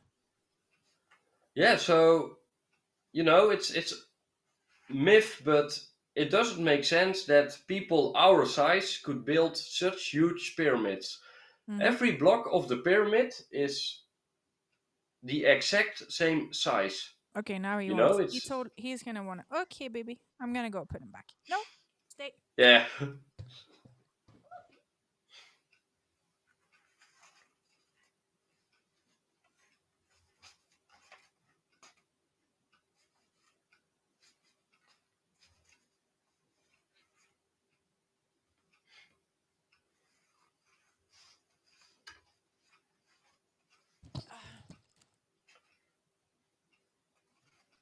He can jump really high, I realized yesterday, so I'm not gonna, when he gets too active, I'm like, okay, we gotta go back. Otherwise he might Go off on an adventure. Yeah, we don't want that. No, he's so little. So yeah, ancient architecture, both the pyramids, but also ancient, churches, cathedrals, they were also built on the ley lines, if you ever heard about that. They are lines on the earth that hold a certain energy. And, both the ancient cathedrals and the pyramids were built on those lines.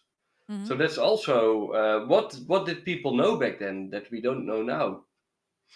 And when you look at the geometry of a building, when you look at a Colosseum, the round shape of a Colosseum, if a Colosseum is brand new built and I stand in the middle of the Colosseum and everybody is silent and I whisper, because of the round shape, everybody will hear my whisper if they are silent. If I talk, I don't need a microphone. With this, about this with Joel the other day, because I said, what exactly makes something, because sometimes like the sound just goes, sometimes it echoes, and we were just talking about it because he makes music, right? And he was talking about the reverb, and I said, what exactly makes a sound do a certain thing, right? It's very interesting. We're just talking about the same time always. And that's all in the architecture of buildings. In a church, a priest didn't need a microphone because he would talk and the sound would go all around the church. It's amazing how they could build that. Yeah. Build it like that, and like I said, you can hear a whisper, you can hear a needle fall down on the floor in ancient churches. That's what really fascinates me. And every shape in a temple or whatever, a church, a cathedral, the Stonehenge even, every shape has meaning. They got a lot of flower shape. They got, that tainted glass, or how do you call it? That special glass with all the colors they got in churches. When the sun comes through, you see a full picture on the floor. It's amazing how they can build it, and that it all has certain purpose. It has purpose to make people feel calm. When you have the old bells of a cathedral, when the bells are ringing, everybody gets in a spiritual state of being because of that sound. And I actually have a. Where is it? Joel made me a crown with bells on, but now I can't figure out where I put. Oh, I'll find it later. But yes. And the fun thing is, it's not only in Egypt, the pyramids, it's not only the old cathedrals, it's not only the Indian temples, the Taj Mahal, for example, really beautiful, amazing building. What I would say is either get a book or get a website and look into all the beautiful architecture, and browse about ley lines, the energy lines in the world. Look into meanings of geometry of things, the flower shapes and the mandala shapes. And the fun thing is, it's not only in the West, not only in the East, but it was everywhere at the same time. I got a couple of pictures from Den Bosch, the Netherlands, a city, where they got a lot of old buildings. And I truly love older architecture. I prefer to live in an older house than in a modern house, because modern houses. Absolutely. I don't Modern think houses. people these days, when they build modern things, they don't pay attention to these things. Like I haven't finished the book, but I have the Secret Geometry book, and like when you really start to look at things, like you say, everything has meaning, right? And I'm wondering how much in our modern society that actually is created now had meaning behind it, besides just screwing us up and not actually putting purpose into things like it's supposed to have, and now everything is just dead. Yeah, everything. I even have it with cars these days.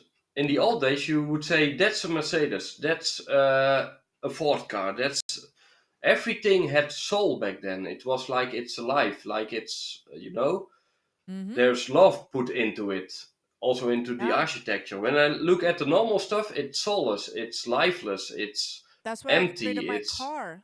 So I'm uh, Elon posted something about a Tesla the other day, and they're giving away free Teslas, right, to people on X. So I just commented on it, and I said it's such a beautiful car, such a shame that it's literally being controlled 24/7, so you have no freedom. I said, would you trade your freedom for a car? Because that's what you're doing. And I mean, all modern cars are basically computers. And I had one for a while, and then I realized that actually the new computer cars are way more work than the old school cars, which is why I now have an old car with when you go to a problems. garage, with a Tesla. Mm-hmm.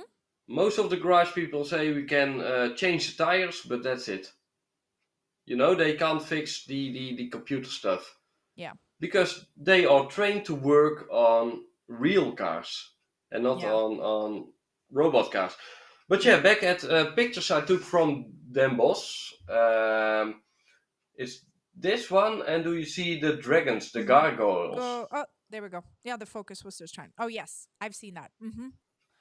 And gargoyles, they are like kind of demons in stone that can come alive, and they are put around the cathedrals as protection. Mm-hmm. Yes. So the church back then used demons to protect the holy building. Buy a gargoyle. Who said that? There was somebody recently, maybe last week, but I can't remember who, but somebody told me to get one. And look at. Let's see if I can get it without the. No. Mm-hmm. all the amazing shapes, the arcs and the Yeah. Reminds you know, me there's of the movie, the Quasimodo Notre Dame movie thing. yeah, it's a similar church. Mm-hmm. And looking at dragons, there's also inside the church a statue with Michael, Archangel Angel Michael, beating Lucifer, and Lucifer is a dragon in this. Mm-hmm. So there's also that when you talk about dragons, when you look at the inside, like this is also really interesting and fascinating. But the thing that really got my eye was the, let me see. Yeah, for example, these types of windows with the elements, water and Yeah. fire. Mm-hmm. One was really red and one was completely blue. Mm-hmm. I truly like that one. And it was when you stand underneath the altar, only then you could look up, and you had like this vision. And I'm gonna show you the painting on top of it, because I got that one zoomed in, and it's a pyramid shape With the eye, with the eye in it, the all-seeing eye. which is also But on when my you look at it, this is the highest point of the cathedral. And have you ever painted a ceiling If of I your have, home? I have. Yeah. I have not.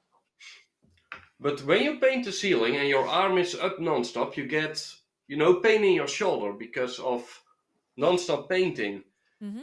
And people painted this at an extremely high height. How did they do it?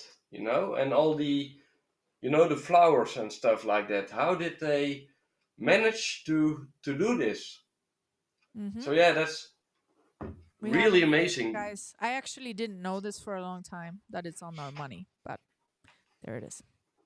Yeah, it's the same pyramid, the same Mhm. all-seeing eye. It's yeah, it's everywhere Mm-hmm. basically. Which So yeah, ancient, boop, boop, we all ancient, got it. but ancient architecture to me, yeah, I truly love it, and I love the fact that everything they built had a purpose. Like I said, the ley lines, the energy lines, um, the gold on the top of the pyramid, which could hold sunlight and could hold moonlight. Yeah. Those energies. Yeah, there's so much. The all-seeing eye, the gargoyles, the dragons, the Mm-hmm. um, yeah, there are so many stories. And when I'm gonna talk about the Bhagavad-gita, which I showed you, this basically is a conversation between one guy in a bigger story Mm-hmm. and God, basically, Mm-hmm. or the universe or whatever. And this book is him talking, asking questions and getting answers, basically. I'm super curious about this book. Now I kind of have to. I feel like I need to get. Yeah, I'm gonna read about it in Yeah, I'm all uh, about. I've started. I've always preferred real books over audiobooks, but for a while now, like for the last couple of years, I started doing audiobooks because I'm like I'm so busy, but I don't want to not have books, But now I went back just all real books. I was like, no, I want to actually have the freaking books. yeah, I gave you a list of books for people to read so they can get Let me because the books. Bhagavad Gita Perfect. I the see. Bhagavad Gita has been translated many times, but this Uh huh. is the most pure one. Like I said, it has the Sanskrit, Uh then huh. the word by word translation, and then the So verse. yours is So from 1986. Is yours from um, 1986? yeah, it's called the Bhagavad Gita As Is Yeah. Mm-hmm. by Prabhupada. And that's the best version because you get the Sanskrit, you get the word by Uh-huh. word, and you get the so yeah, I you can actually copy started looking paste. for books on Etsy to see if people have like resell their really old books. That's how I found the Behold the Pale Horse. I actually found the original and I just ordered it. It was pricey, but not so pricey because I think it's gonna be totally worth it to have it because they removed like parts out of the book, which I didn't know when Yeah. I bought it the first time. I didn't know that there were like chapters that were like completely gone. Yeah, So, I also have a story about that, which I'm gonna talk later about scriptures being removed. But yes. I'm gonna keep that for a little later today. Basically, the Bhagavad-gita is a part of the Mahabharata, and Bharata means story, and means big. So it's a big story. And this is a story about humanity 5,000 years ago. Around the same time where the pyramids were built, around the same time where other interesting buildings were built. But in the Mahabharata, and if people don't want to read the book, there is also the movie, which is a 3-hour long movie. The Mahabharata. Oh, the Mahabharata movie. Okay. And it's a 3-hour movie, and it's by Peter 1989. Brook. The movie by, let me see, Peter Brook. Yeah, that one, the Peter Brook movie. Because there are other movies, but this one is the most accurate, the best one of it. And in that movie, they tell about, 5,000 years ago, about a city that they built. And they built a city out of only water and crystals. Water and crystals, so no stone, only crystals and water. And that city was able to bring forth illusion. So people would see, crystals can be like mirrors, right? So people would walk into the city and get lost or get trapped inside the illusions of the city. Yeah. And the fun thing is, to build the city, they used a divine architect, so a holy architect, Vishvakarma. But they also used a demonic architect, Maya Danara. So they used both an angelic and a demonic architect to build the city. Real quick. So I was just searching on Etsy. So you wrote second edition, but I found the first edition. You don't think the first edition is?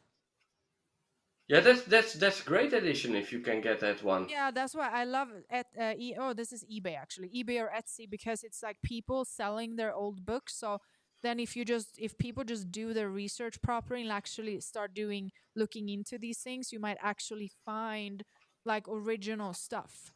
It just takes a little work because a lot of people are also trying to sell you like a newer thing and kind of like saying that it's old and whatever. So you got to look around a little bit. I'm about to order that, I think.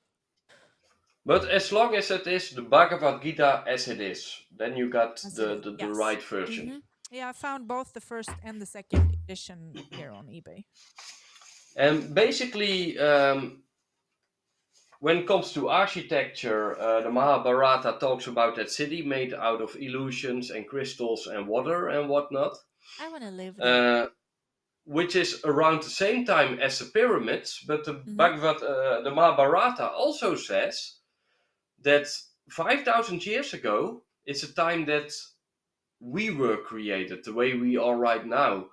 So before that, there were also humans, but different. In Vedic scripture, they talk about seasons. But seasons last 100,000 years long.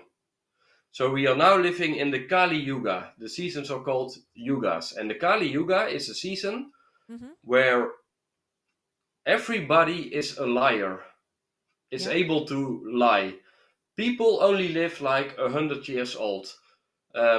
Before the Kali Yuga, people could get 1,000 years old, or maybe even older than that. Oh yeah, I believe it. That's what this story is telling about. That people got telepathy, so they could talk to each other without talking. They got really old.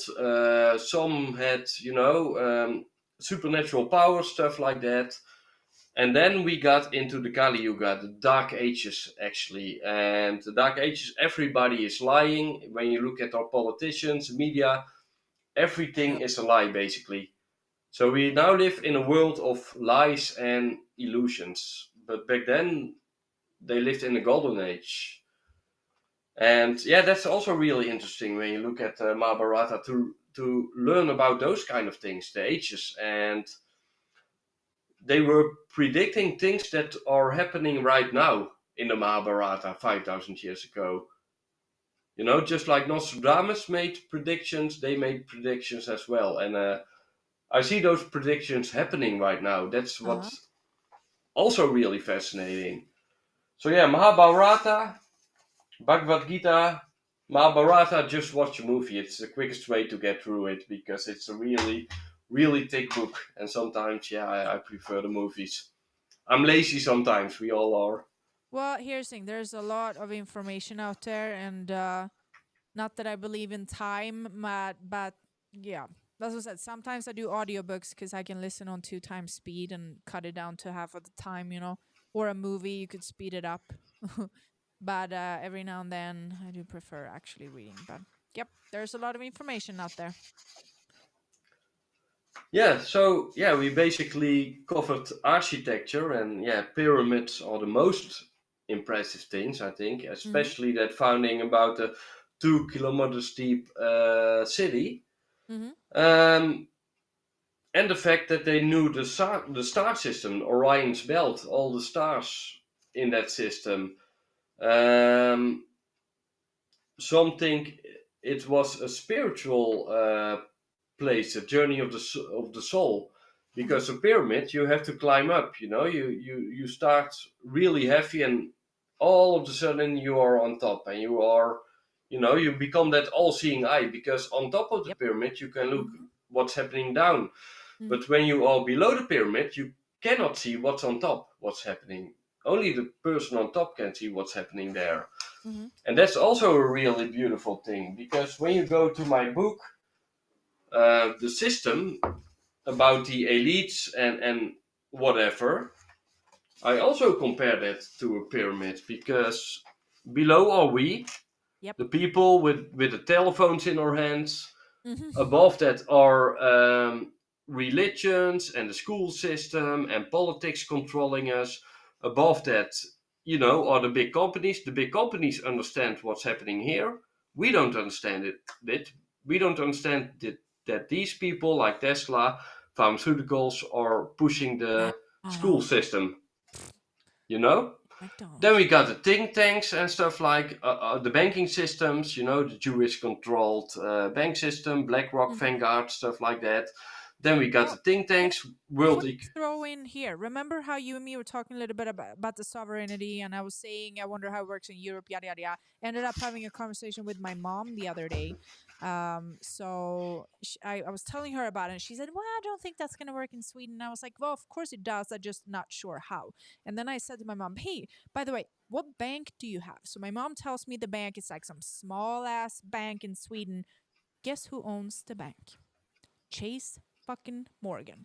Then I started researching other banks in Sweden. Yep, all owned by either Chase, BlackRock, or what Vanguard. third one? Yes, yes, exactly. So I'm sure it's the same in Netherlands too. They're all owned by the same thing. So meaning that all the stuff with the sovereignty debt discharge, I believe it works the same all over the world. You just got to figure out who is your actual boss because whatever bank you go to is not the boss. And they're all owned by Exactly. the same people. Yeah. So yeah, here you know, if you are on top, if you're one of the 13 richest families, or you are Mm-hmm. you know, one of the royals, Mm-hmm. then you are the all-seeing eye. Then you understand this. Yes. Most people below here don't understand how this works, and Yeah. I describe it in the first chapter how everything Mm-hmm. works. Yes. In the second and the fifth chapters I write down how to beat the system, Mm-hmm. how I think you should But beat so it, so because you can beat it. how do you know?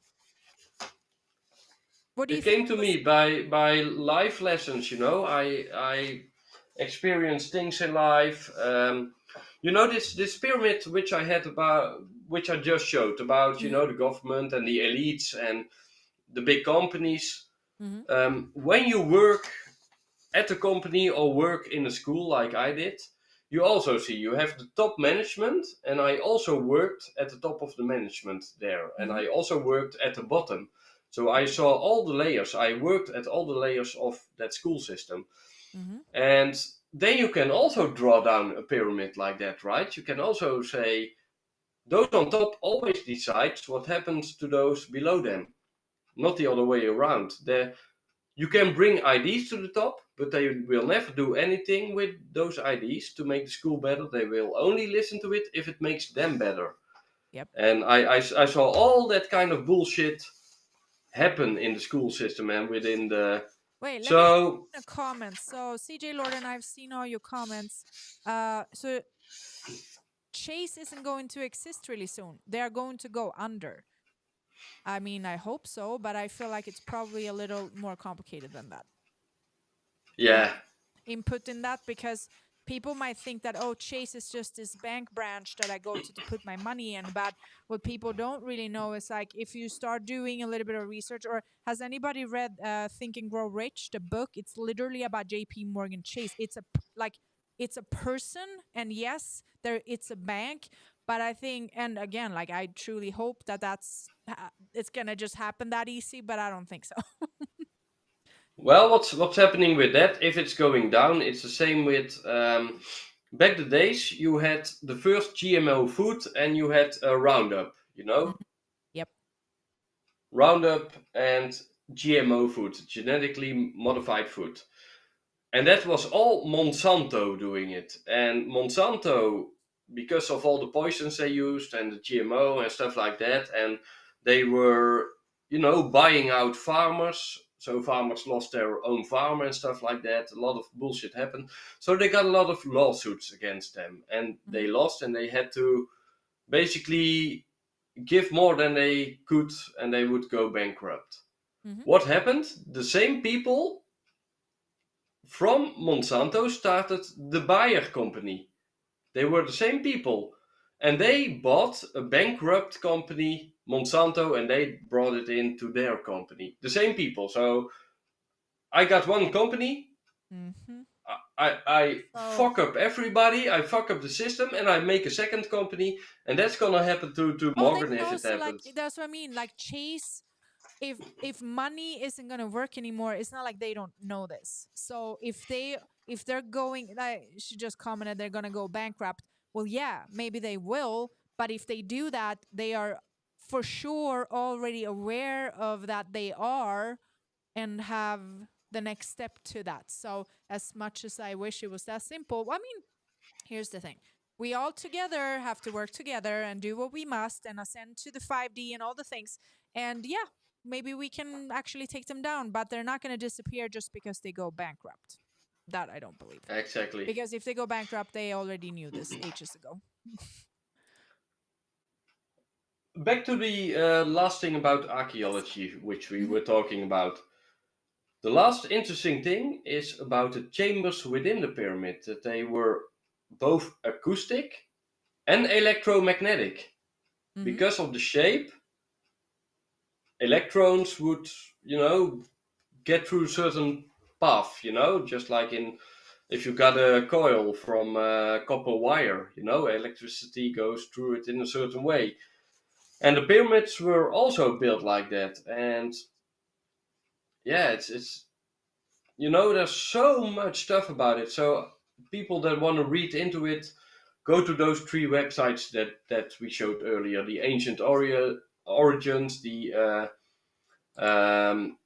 the Archaeo News, and the Smithsonian Mag, because there people can find everything about the findings that people did. And whatever you do, don't watch Ancient Aliens on History Channel, because those guys are mostly bullshitters.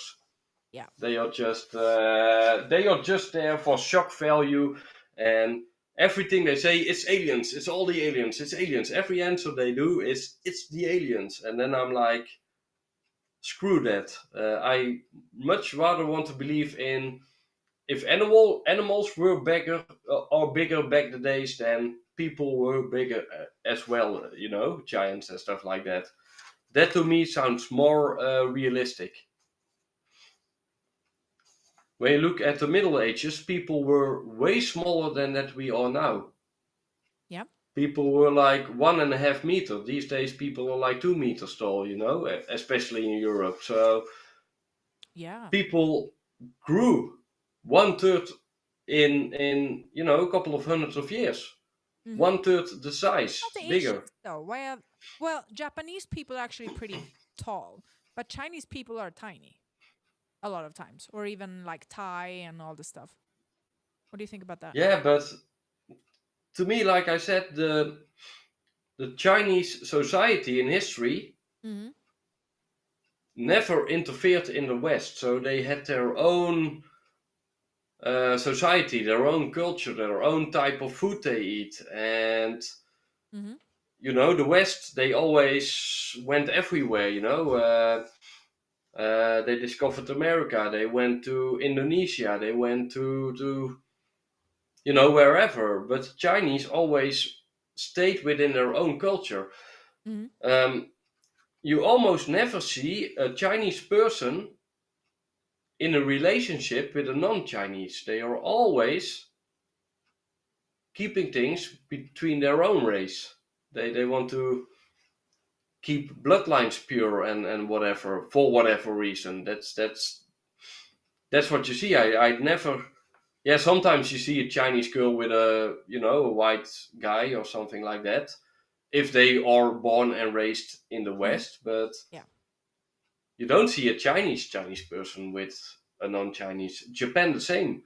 Mm-hmm. Um, Japanese people are pretty racist when it comes to mixturing cultures. They don't want to have any of that. They want to keep Japanese to Japanese. They Do don't you think want. we're supposed to mix? This is another whole other conversation. Do you think we're Yeah, supposed to mix? yes and no. Which make it You better know, or worse? if you mix, you of course get all the you get all the good points from all the different cultures and subcultures and religions and spirituality. You can learn from each other. Mm-hmm. Yeah. But the 100%. thing that also happens is that you lose culture, that you lose things from the past, that things will disappear, and that's a thing that you know is kind of sad. And I I think, had a conversation with somebody today about like dogs, and I've had dogs in my life, and a lot of times when you mix breeds, they start getting a lot of complications, right? That's what I was like. Now I'm like, are we supposed to not mix? Are we gonna screw all this up here? I don't know. Also, I do believe whatever you believe is your truth. So if you believe that mixing races is going to be something good, then I think you can make it that. yeah, my father's side of the family, we have a lot of races mixed. We have African people Mm-hmm. mixed within, um, my cousins and stuff like that. We have Indonesian people mixed Mm-hmm. in. We have a lot of multicultural family, even Muslim people mixed in. Yeah, So same. That's I what. I do see the beauty of it. Yeah, same. I have. We have, yeah, Eastern European. Some. Then I know my cousin has an Asian girlfriend right now. I think. Yeah, it can happen, but yeah, like I said, history, culture. It's a shame if things get lost along the way with the whole mixture thing. But what I don't see is as good is how the elites try to push cultures into other cultures. Cultures Mm-hmm. that don't mix with each other. Yeah. Certain religions that want to kill people that aren't part of their religion, or want to kill homosexual people or stuff like that. There are a lot of Do you know what religions they? that. Do you know what they? So when I was young child in Sweden, I was told, and this is like a common thing that information that went around in Sweden back then when I was a child. It said that if black people and Asian people, if they had babies, they would just be a shit show. That's literally what they tell you. So I thought for like a long time when I was young that black people and Asian people could not cannot interact with each other. And now I'm like, wait, what the hell? Like, where did that come from? I just thought of it now, but yeah, that was the thing. Yeah, but yeah, the future will tell the history which will come. This podcast we are doing right now will also be history tomorrow. Yes. Oh yeah. Even today. Yep. So yeah, back to the history lesson. The history of writing and language. And when you think about finding out our history, we talked about architecture, so you can look up the pyramids, you can look up the cathedrals, you can visit cathedrals, and just experience how things were built back then. Things for 5,000 years old, things 1,000 years old. You can all visit that and learn from it. But what also tells a lot about history is the history of writing and language. Yes. For example, the prehistoric cave paintings that they painted, that they were hunting wild cows and stuff like that. That tells a story. The hieroglyphs at the pyramids, they tell the story. Language started as paintings and eventually became alphabetical languages or Sanskrit languages or Hebrew language or what the Muslims are using. So many types of language, and I think the history of language also is really interesting to just simply study a bit. And for that, I also gave you websites, and that is the Omniglot website. Wait. Oh, Omniglot there. Now I see it. Because I can tell everything I know, but I don't know everything. I'm not a professor in history, but history always fascinates me, so I can tell you what I do know. But this is a website where you can look up all the history about writing systems, about scripts and scriptures and languages, and you can just simply open a link and you get the information about it. So yeah, this is a website that tells about how language came to be. Here's some good stuff, guys. I know how to make pancakes in Briton. How do you say Briton? Something. Yep, cool. Love it. I'm gonna look at this. So yeah, that website, look into it. Look into all the languages and how they came to be and how they, developed. Joel thought I should people some Swedish on my live streams. Maybe we can end the stream today, or actually say, how about you say one sentence in your language and I say one sentence in my language? Just a random sentence, right? Yeah, maybe we'll just let's pick a sentence maybe, and then with something that could be useful. What's useful for people?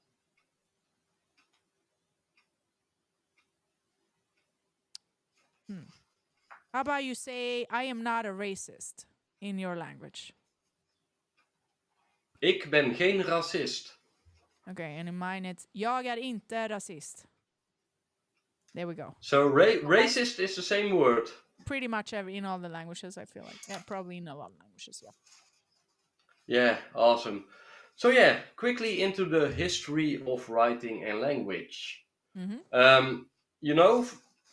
First there was the spoken language, sounds, gestures, and facial expression.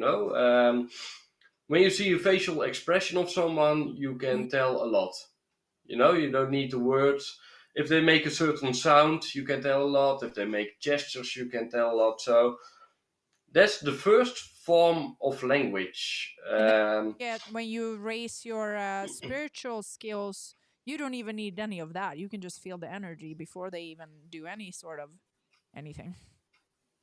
Exactly, you can feel people and you can tell people.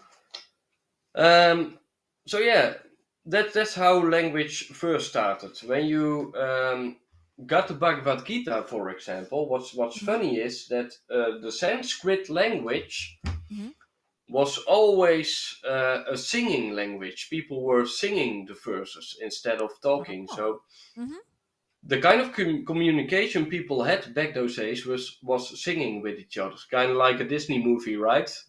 Only singing.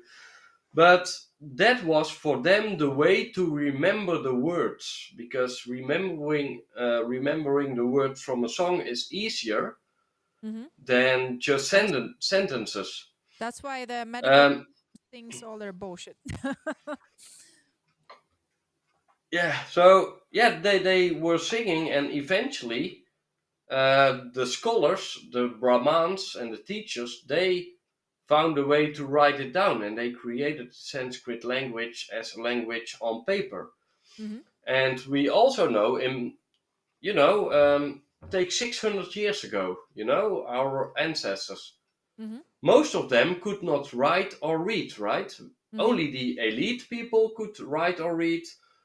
Teachers could write or read, or monks, monks in monasteries, Christian monks. They would write down stuff. We only got a word-to-word language. We did not learn to write down stuff. Thanks to Rockefeller, that one of those evil men who created the school system, we do have to thank him for giving us language, because he wanted us all to be able to learn math, to learn write, to learn to read, to Do you learn think to. he did it because he wanted us all to be misinformed better? I don't. Yeah, maybe, but it's a gift we got. Oh yeah, 100%. I mean, there is always something good in everything, right? So even really bad Yeah, things, something good can always come from it. If you use it, say you can do good and bad with everything. It's like we were talking about AI, right? AI can be super evil, but it can also be really good depending on what you do with it, right? exactly. And thanks to him, we all learned English, so Mm-hmm. you and I can communicate with each other. Mm-hmm. And not everything those kind of people do are pure. Like I said, the demons and the angels, it's not black and white. It's not like that. When you look at the gods in ancient scriptures, the gods would have sex with demons, and they would create a demigod, or they would create mankind and stuff like that. So we would be, when you look at human beings, we are both demonic and angelic. We can do good things and bad things at the same time, or something in between. We have both those powers, and nothing is black or white. It's always something in between. And the school system, the history of language, we did get that from those kind of people. So that's to me a good thing. Thanks to that, you and I can communicate with each other. Else you would talk Swedish to me, and I would be like, "What the fuck is he saying?" Right? Yeah. So yeah. So yeah, the history. You had the cave paintings, which are around 17,000 years old. Back then, people made paintings telling a story. The pyramids probably 5,000 years old, somewhere around that. They also made symbols and figures and animals and whatever. The websites I gave you about the archaeology, you can find all those type of paintings and give your own meaning to it, because the scientists, they say well, this painting means this or that. It's something they came up with, but we can see something else maybe in the paintings. We can maybe discover something else. A word is a word, but a painting can say so many different things. When you go to a museum and you see a painting, everybody sees something else. Yeah. For example, the Spider-Man painting behind you with one half and the other half of his face, the good and the bad Spider-Man, maybe the venom in him. This is Ari, same girl. I made a special request and I just got this yesterday. That's and a dragon and a reptilian and a alien. Yeah, exactly. And that's what you see in it. Maybe I see something else in it, in the painting, and that's the beauty about paintings and about those kind of languages. Definitely.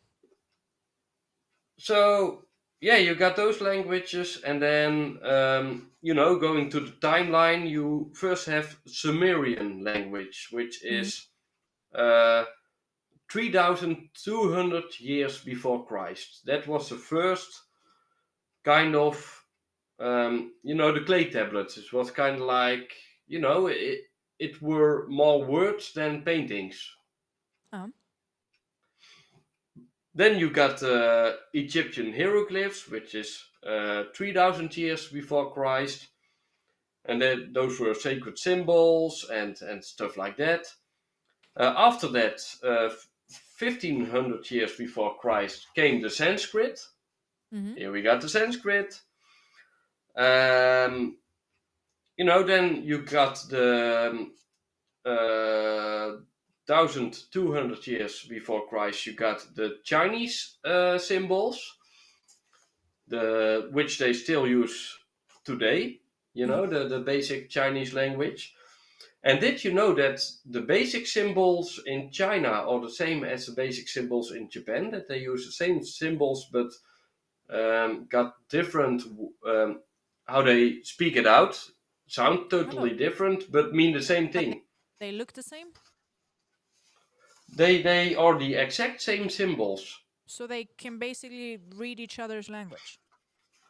Yeah, the prime symbols, the symbols from, like I said, 1,200 years before Christ. Those symbols, those basic Chinese symbols, they can both read and they can write to each other in those symbols. However, these days there are like 3,000 symbols in China, so it's not one Chinese person can write down all the symbols, because some of them know only like 100 symbols. Some know like maybe 1,000 symbols, but the Chinese language is extremely, extremely, extremely complicated. Yes. Because new symbols came for every new invention or new thought or new word. For example, very interesting in general. I think the Chinese, about yours, but no, and just languages in general. I was trying to, like, in Swedish, any person that has come to Sweden that is not born there will never get it all right, because we don't have any rules to certain things. It just is, and you just know it. Like, there's a lot of things we do doesn't make any sense, and I can't tell you why. We just do it, and we just know it.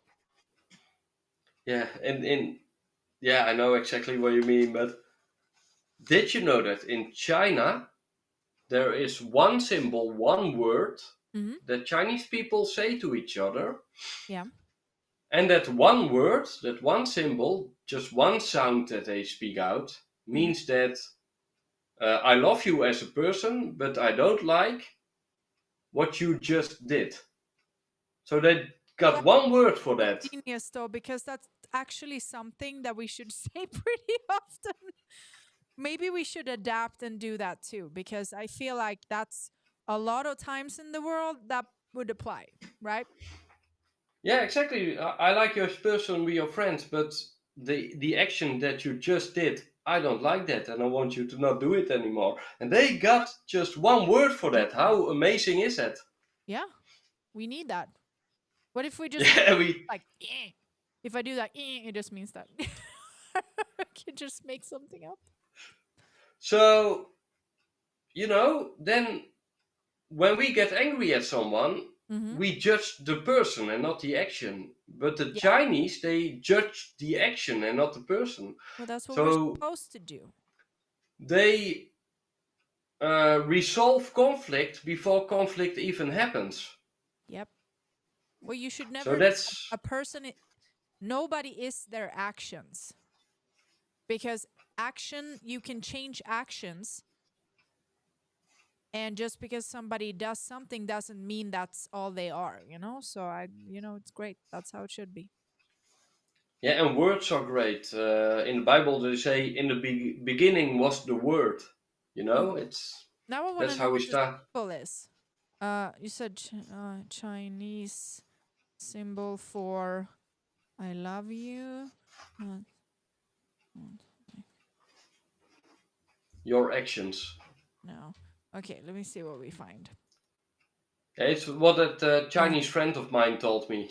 Oh God, So getting that Chinese single symbol. It's not finding it.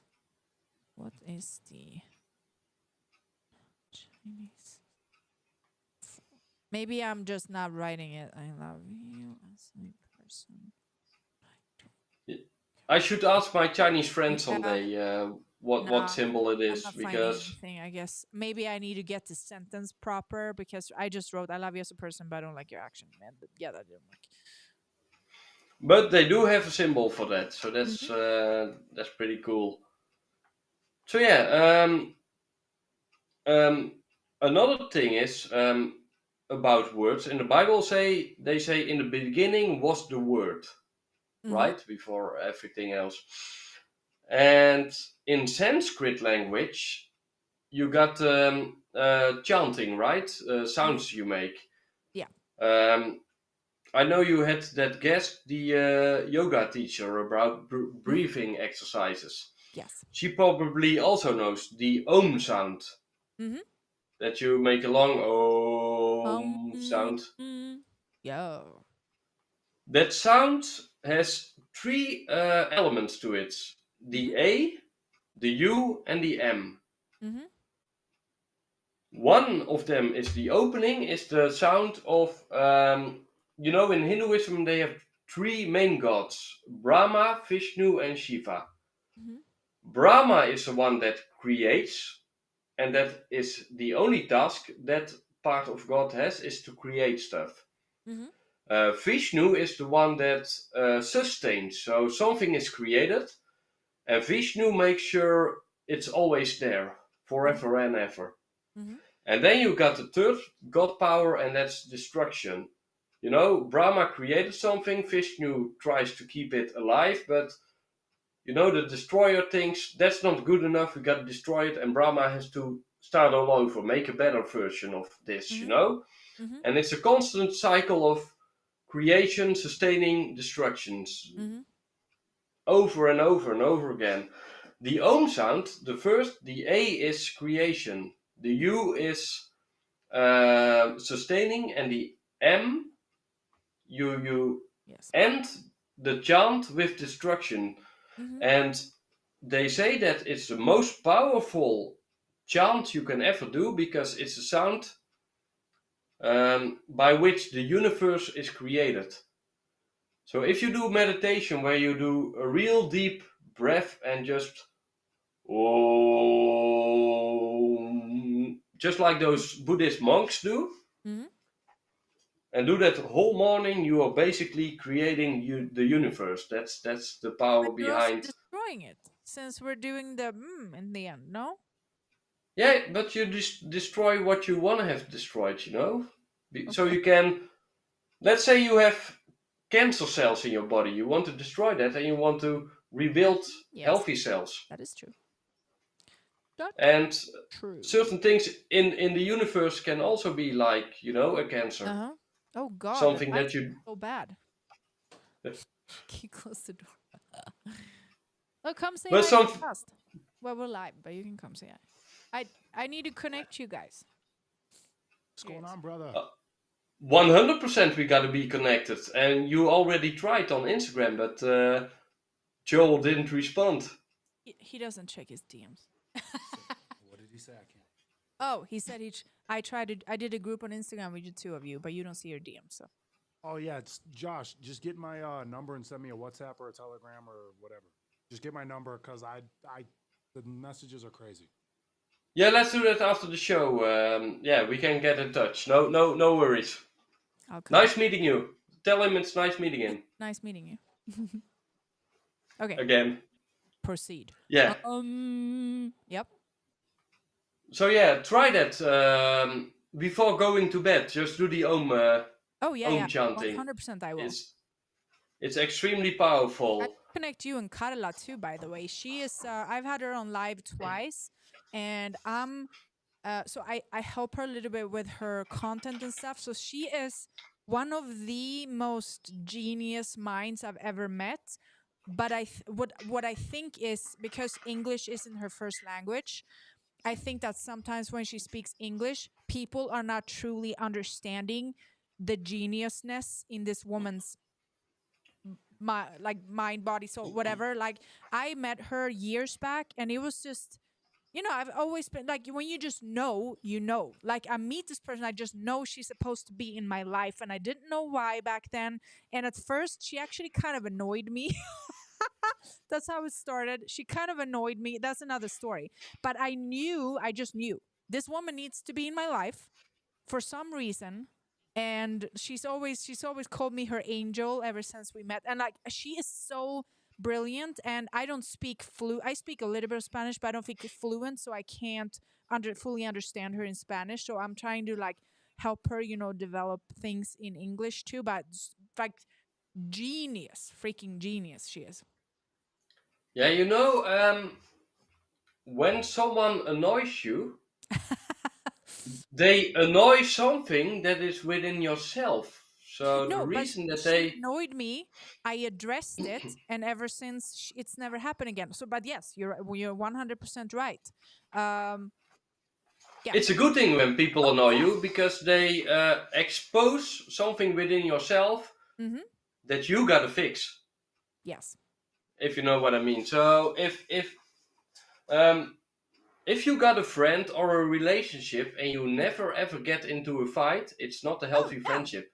100%. It was actually, and I don't necessarily, there's all of these relationship stuff going around online right now, and I want to start addressing these things, but it's all of these people, if people have seen the Fresh and Fit podcast, they're all about the men should have 1 million women, and all the women just want money and blah, blah, blah. And then you have the older generation of these men who's super traditional and think you should have one woman and you should treat her like this, yada, yada. And now they're getting together and doing shows together. And it's, it's interesting still, but my issue with these people is everything is around money. These people think men should have money, give them money, and they can have all of these wives and girlfriends and whatever. And the other one, no, you cannot. But he still believes that if these men, all of these men, if you took their money away, they would have nothing. That's the problem. That's what. And people always think that the money is the most important thing. And now I kind of spaced out on this, but back to, why did I say that? Why did I say that in the first place? Annoying people, but I agree. Yes. Men that only talk about money and that need a big car because their penis is way too small. That's what we say in Dutch. We say people with such a big car, it's because they have to compensate for having a way too small penis. Yes, but I have that's how we female people I've known in my life, and here's the thing: I've had a lot of money, and what maybe people don't know, because I've been talking back and forth, with certain guys, and they're like, yeah, but guys' perspective, yada, yada, yada. And I said, I don't think people understand. I know the men's perspective because I was that. I was the masculine person that supported and provided. So I understand the men's side too. Trust me. And that I'm not saying that, like, I know what that's like too, because I was that. I was the man, even though I was the woman. So like, I've seen it all. And what people don't think, they think they want everything. And I have a lot of past female friends that got everything. They got fucking everything. They didn't have to work anymore. And they got the vacations and they got the purses and everything. And then they weren't happy. because Exactly. the money is never the most important thing. And look what we're talking about now, the fucking cash and the money system collapsing. I think that people need to ask themselves, what do you have if you don't have your money? If all your money just suddenly don't have any value, do you still bring value to somebody? Like, everybody needs to ask themselves this, because it Yeah. can very likely and will very likely happen. And what do you bring to the table then? And the funny thing is, my girlfriend, she's Mm-hmm. academically schooled, so she Mm-hmm. is, an academic master degree Mm-hmm. psychologist. Oh. Me Mm-hmm. myself, I never ever finished school. Never. I Mm-hmm. just learning from life, But she did fall for me, even though she makes 3 times the money I do a month, with her salary. Mm-hmm. But she didn't care because, like you said, because I don't have the money, because I'm kind of a skinny guy, so I'm not I'm not the bodybuilder with a big Bentley, and stuff like that. I had to learn other tools in my life to bring value to the table. If it ain't money, if it ain't muscle, if it ain't, so I trained the things that I do have, and that's my intelligence. That's my, But I think you people know. need to also see it a little differently, because then they're like, of course money matters. Oh no, don't get me wrong. Right now, yes. Like, you need to know how to provide and support for somebody to feel okay and safe and well, right? So I'm not saying it couldn't be money involved, but I think you need to also look at it. If there was no money, could you provide food? Could you provide shelter? Could you provide safety? Can you provide health? That's the question, because with the money you can buy the things, yes, but if you don't have money, can you still figure it out? Because what do you need the money for? Because if shit goes to the fan, like, nobody's gonna give a fuck about being on a cruise ship. Oh, everybody wants, first of all, oxygen. Second, Yeah. water. Yes. Third is food. Mm-hmm. And the fourth thing is a roof above her head. And yeah, I know how I I would like have to the third survive. one is just like health or healing, because we can live without food. If you take care of your body properly, you can survive without food for a very, very, very long time. Yes, yes. I don't think But a lot of people would survive without it, though. But I think the people that truly understand things, they can live without it, which is one reason why I have been training my body in the way I have, to be able to function 100% without food. yeah, there are ways. There are definitely ways. But you always need energy, one way or another. But Yes. the sun already gives a lot of energy. Mm-hmm. A fun fact is, when it's winter, I eat more Mm-hmm. than during summer. Because during summer, I get my energy from the sun. Yeah. And I only need 2 meals a day instead of 8 or whatever. It's crazy. How Yeah, much? I only eat once or twice a day now, a days. I went from 7 times a day to 1 or 2.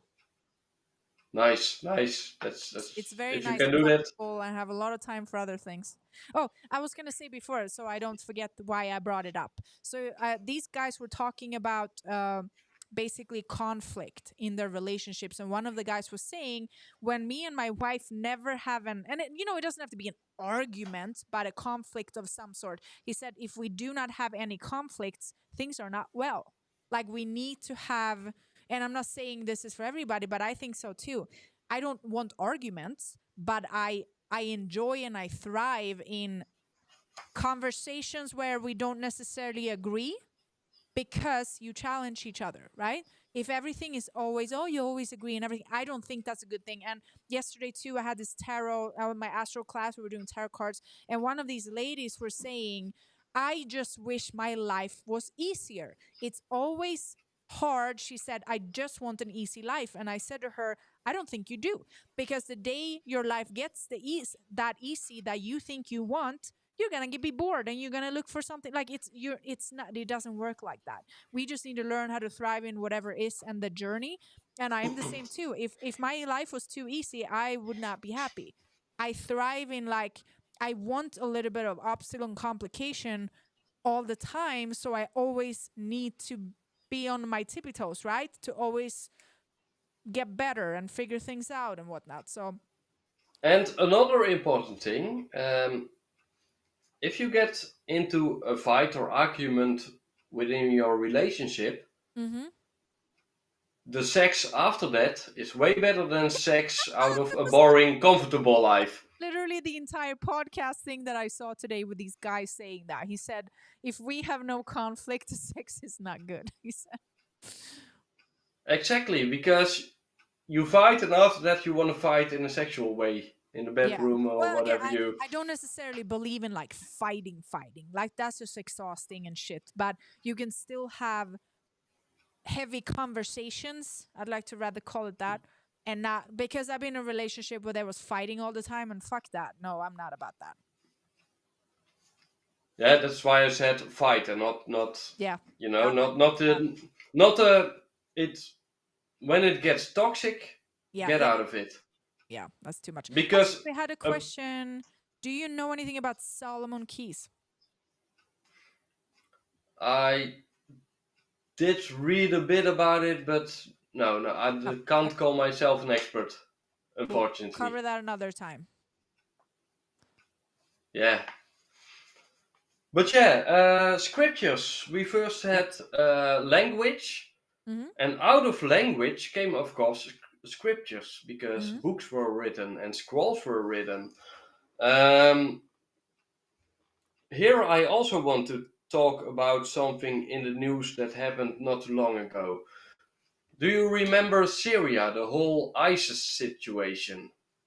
Wait, ISIS, what? IS, in Syria.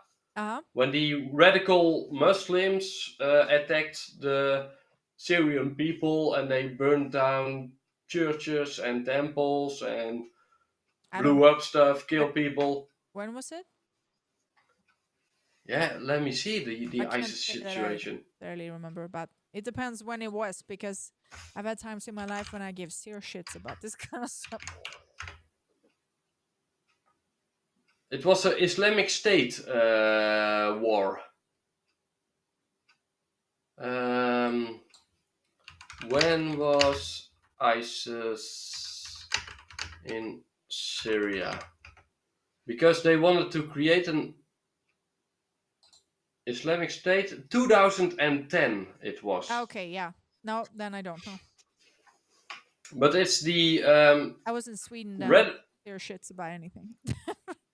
But the thing is, what the news said was radical Muslims were invading Syria and killing innocent people there, and wanted to create an Islamic State. The truth about it is a little bit different, because I think it was yet another operation. Because what they did was blow up ancient temples that were there. You know, like I said, the pyramids and the churches, they were there for a reason, energetic wise. So they blew up the temple, but they also burned every single scripture there, and there were scriptures even 10,000 years old, and they burned them all. So what I think is when we burn something, it actually truly disappears. If you burn it. Yeah. Like, this is a spiritual question now. If we burn something, do you truly believe it's gone? I think it turns back into energy, into pure energy. So it will come back someday. Some person will get that information that is burned, and they can't stop it. That's my belief. Yes. Because Einstein discovered that energy is constant. So what is there the soul cannot be destroyed. Exactly. Energy cannot be destroyed. Even if Klaus Schwab wants to do it with his brain chip and whatever. Yeah. speaking of the brain chip, so I spoke to a good friend of mine who is a private person and would not share this publicly, but this person believes that the brain chip is the artificial way of instantly subtracting adrenochrome from our brains. What do you think about that theory? Well, it could work because you got adrenaline. Mm-hmm. Adrenochrome was also a drug, I think, in the 60s or 50s, 60s, I think. Mm-hmm. And you can make a chemical version of it that Yeah. the adrenaline shots that they use in the hospital when they gotta restart someone's heart had stopped. Mm-hmm. They put adrenaline in your heart and you come back to life. Mm-hmm. Out of that same adrenaline, they can make adrenochrome.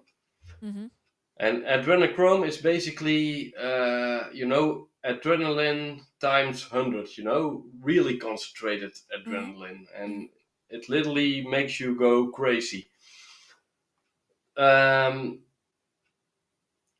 We do know that if we take certain medicine or we get in certain emotional states, we make certain hormones like adrenaline or endorphin or whatever. Mm-hmm. So I do think if we got a chip in our brain which can cause certain emotion, it can cause certain hormones that come with the emotion. Mm-hmm. So yeah, it's in my opinion, scientifically speaking, possible. When I think about how our emotions control our hormones and vice versa, because our hormones will also control emotions. And if a chip can fuck around with that in our mind, yeah, they can do crazy stuff with us. So yeah, I think, maybe you're right. I have a lot of interesting, smart friends, and some of them don't talk publicly, but they can tell me, and then I can tell. No worries, just let them talk to you, and then it's all good. So yeah, back to language, scriptures. It's a lot of scriptures were, you had a person like a Jesus or whatever kind of person, Buddha, and there are many before us, and there will be many after us, or people like you and me. I mean, everyone has a potential to be someone like that in life if they want to. Yep. I believe that. Yes. But certain thoughts come to us, right?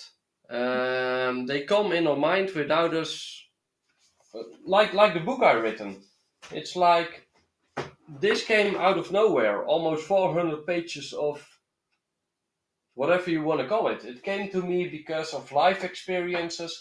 It came to me in other ways, but it came to me and I written it down. And to me, scriptures are like people like that had certain information and wisdom coming to them, and they wanted to put it down on paper. Yeah. Or they made up rituals that made things happen, rituals and magic and whatever you want to call it.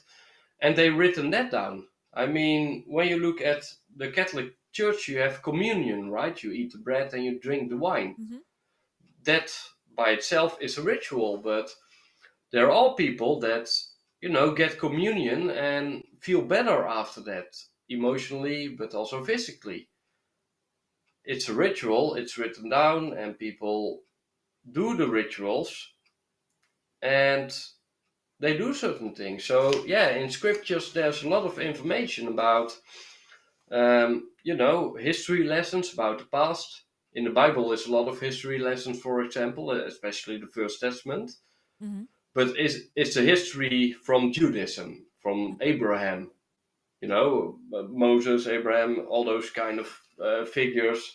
But you also have Chinese scriptures and Vedic scriptures, and they have their own figures in history, like the Buddha and Confucius and Lao Tse and all the other historical figures that had a lot of knowledge and wisdom. And, maybe 1,000 years from now, people will see this podcast and we'll talk about Maaxx and Joost, the dynamic duo, they will be wow, those people, they were amazing. Wow, we gotta read their books, and they make books about the books and about us and about, if that happens. I don't care if it happens or not. I mean, But that's what I mean. Like, just like Cleopatra. Like, that's what I'm seeing here.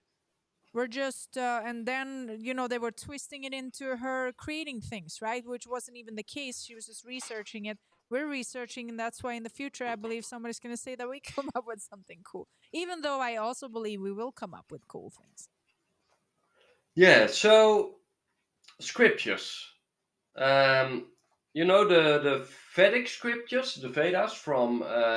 Yes, me and Carla were just talking about the Vedas on our breath session we did.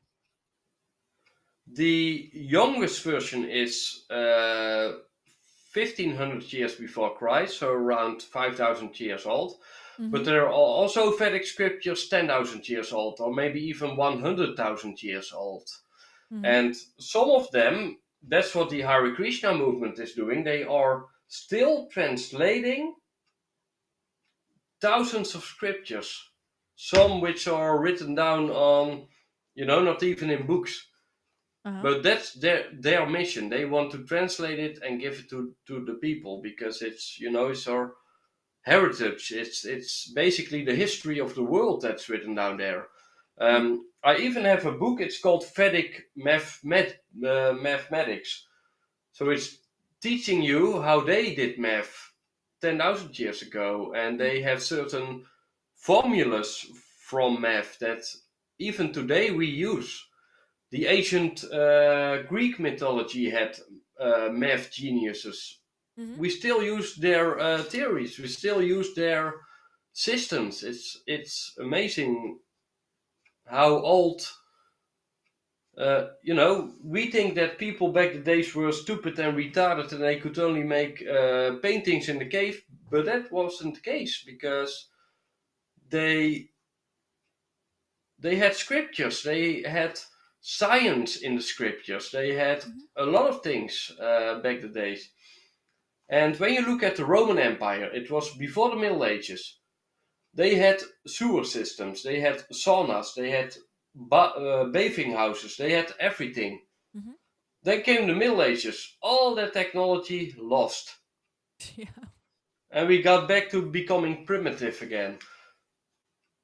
But how amazing is that? That technology comes, goes away, comes, goes away, comes, goes away.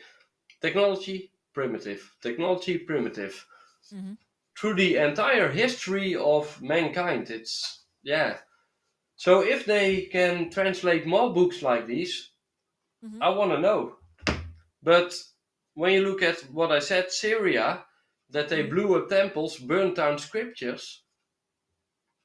And we all know the Vatican, they have a lot of scriptures down there in their vault that we aren't allowed to read. Nobody can read them but them. I want to know what secrets are there. Why are they hiding it? Yep.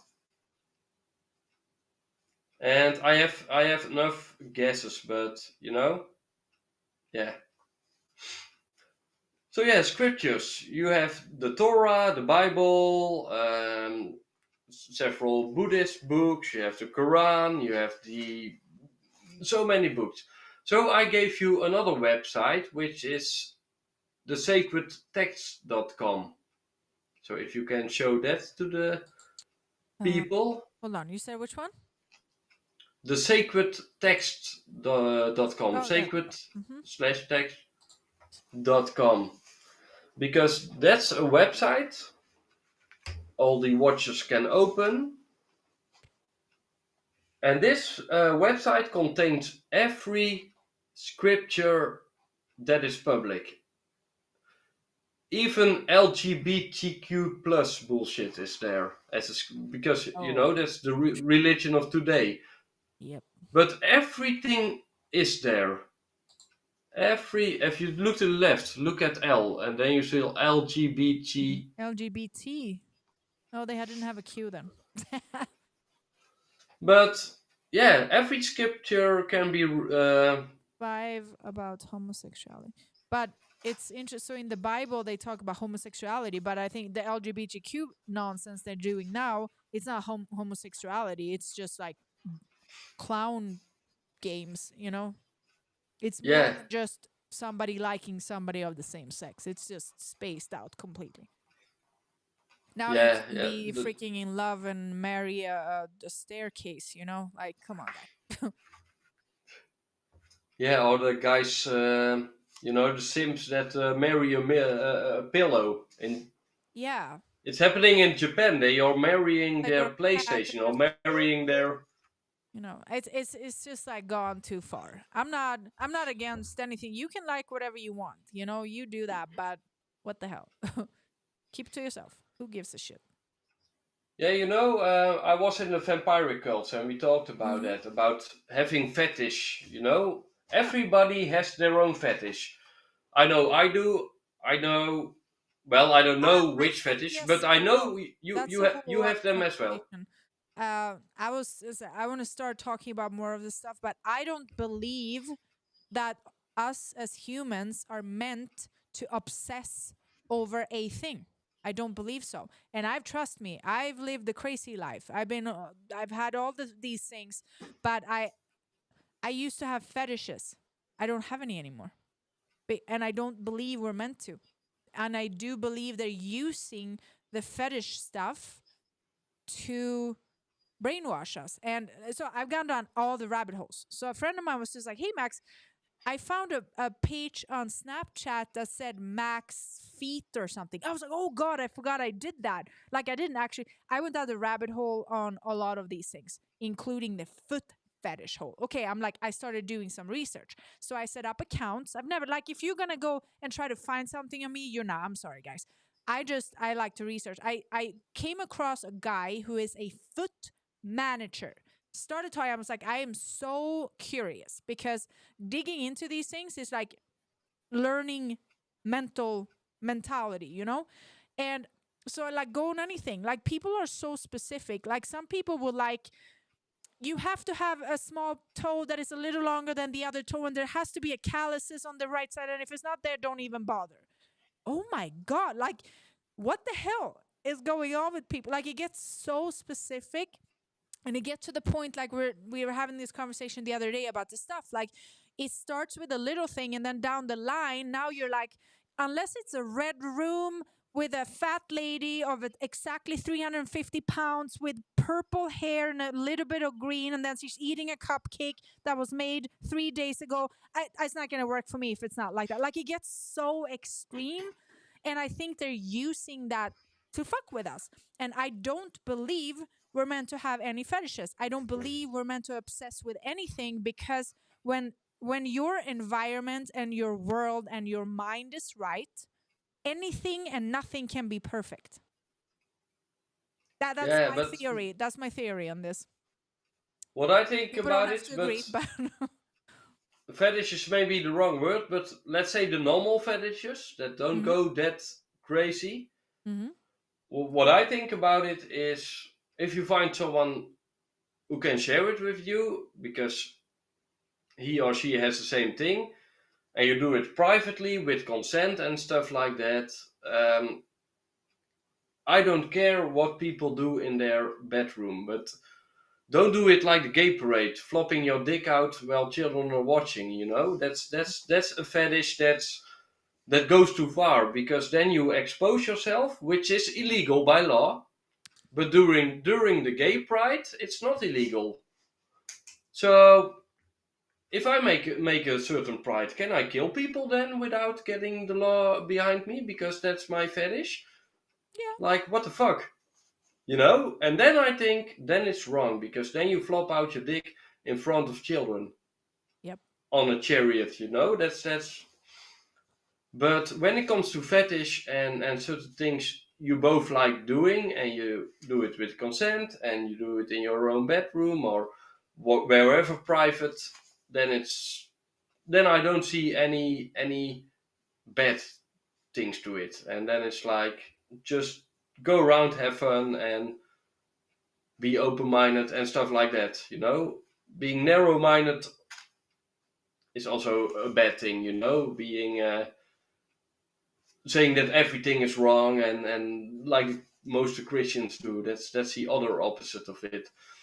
I think it's somewhere in between. You know, you got fetishes and stuff like that, and you got the Christian way where almost nothing is allowed, and you gotta be somewhere in the middle, and then you got a good sexual life because you can both, with consent, do the stuff you want to do without people judging you. But don't do it during a gay parade on a chariot while children are watching, because that's just crazy stuff. So yeah, we are almost to the end of my material, which I all I make my own scriptures for the podcast because I don't want to forget anything. Mm-hmm. So the the scriptures. Like I said, I'm really digging Vedic literature because it's really old, and like I said, people read the Mahabharata. Mm-hmm. Mahabharata, or watch the movie which we showed earlier by Peter Brook.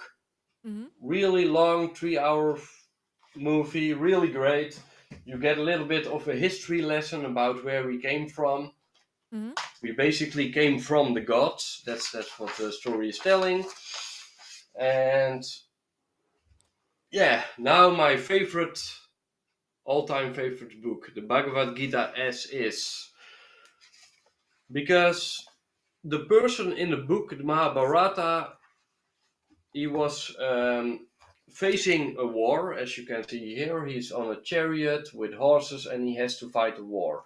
Mm-hmm. It's the white person, and the blue person is Krishna, which back then was God incarnated as a human being, basically. Mm-hmm.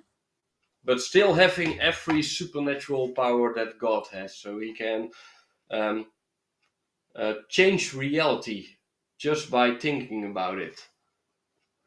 So the person, he had a lot of questions about, why do I have to go to war? I don't want to fight the war and stuff like that. And yeah, in this book he's telling you, that person, why sometimes you gotta fight the good fight. Mm-hmm. Why today we gotta fight the World Economic Forum, because if we don't, else. And here is a nice verse about our senses. We have senses. We can see things, we can smell things, taste things. And by that we get attached to those senses, right? Just like we said, the sexuality thing, the fetishes, we get attached to them.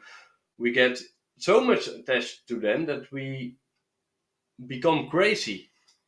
And this verse is saying, while contemplating the objects of the senses, a person develops attachment for them. And from such attachment, lust develops. And from the lust, anger arises. So what it's saying is, thanks to our senses, we get attached, we get lust, and lust makes us angry eventually, because we get lust to things we cannot get. For example, how many men try to flirt with you, not able to get you? You know, I see a lot of men struggle. They see a woman like you know, a pretty woman, and they try to flirt, and they fail, and they fail, and they fail, and then they eventually, from flirtatious talk, start to hate talk to you, you know, get angry and stuff like that. You've seen it happen, right? I used to, not honestly, not anymore. Not since the type of content I do now. Honestly, it's very rare. I'm not gonna say nobody's trying to flirt, but in the past it used to be a lot of just dumb shit all the time. Yes, people get mad, but nowadays, no. I have very good fans. Once in a while, maybe somebody's trying to flirt. Very rarely, but or I'll get messages like, "Hey, I started following you because I thought you were hot, but then I actually looked into what you're posting. This is good shit. Keep up the fight." You know, love those messages. That's great. Great, Means I great. did the right, good job. So no, it's Yeah, not you like know, the thing is, when you look attractive, it can it can either distract the person that's watching mm-hmm. to you, or it can either attach the person that is watching to your content. Uh-huh. If you know what I mean. They can get distracted by the way you look, their hormones work up, and they don't listen anymore to what you're saying, and they are just, simping out, the way I call it. They are just going fully crazy. But yeah, they are men, let them. Right? And women can be I simps also as think well. that on both, and here's the thing, okay? Yeah, men and women. I get like we're acting in different ways, but still similar in our own ways. Women can be just as freaking crazy, but I think like one of our life lessons is to learn to control yourself. Learn to control so that you decide when and when not you feel these ways, right? Yeah, Because I think you should be able to just decide to not feel that way. exactly. But I mean, yeah, it takes work, of course, to get there.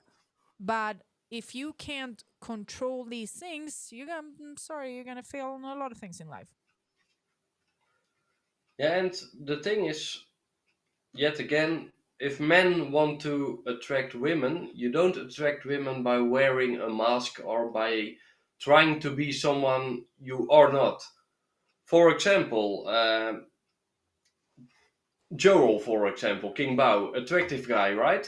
Mm-hmm. To many women. I, for example, know I can do whatever I want to do, but I never will become like him, an exact copy. An But exact copy, no, but you shouldn't either. but if I try to be myself, the real me, like I said, with how I find my girlfriend, she didn't Mm-hmm. find me for money, she didn't find me for muscles, she found me for intelligence. Mm-hmm. You know. So be your true self, and women will come to you. Well, I mean, Maybe not.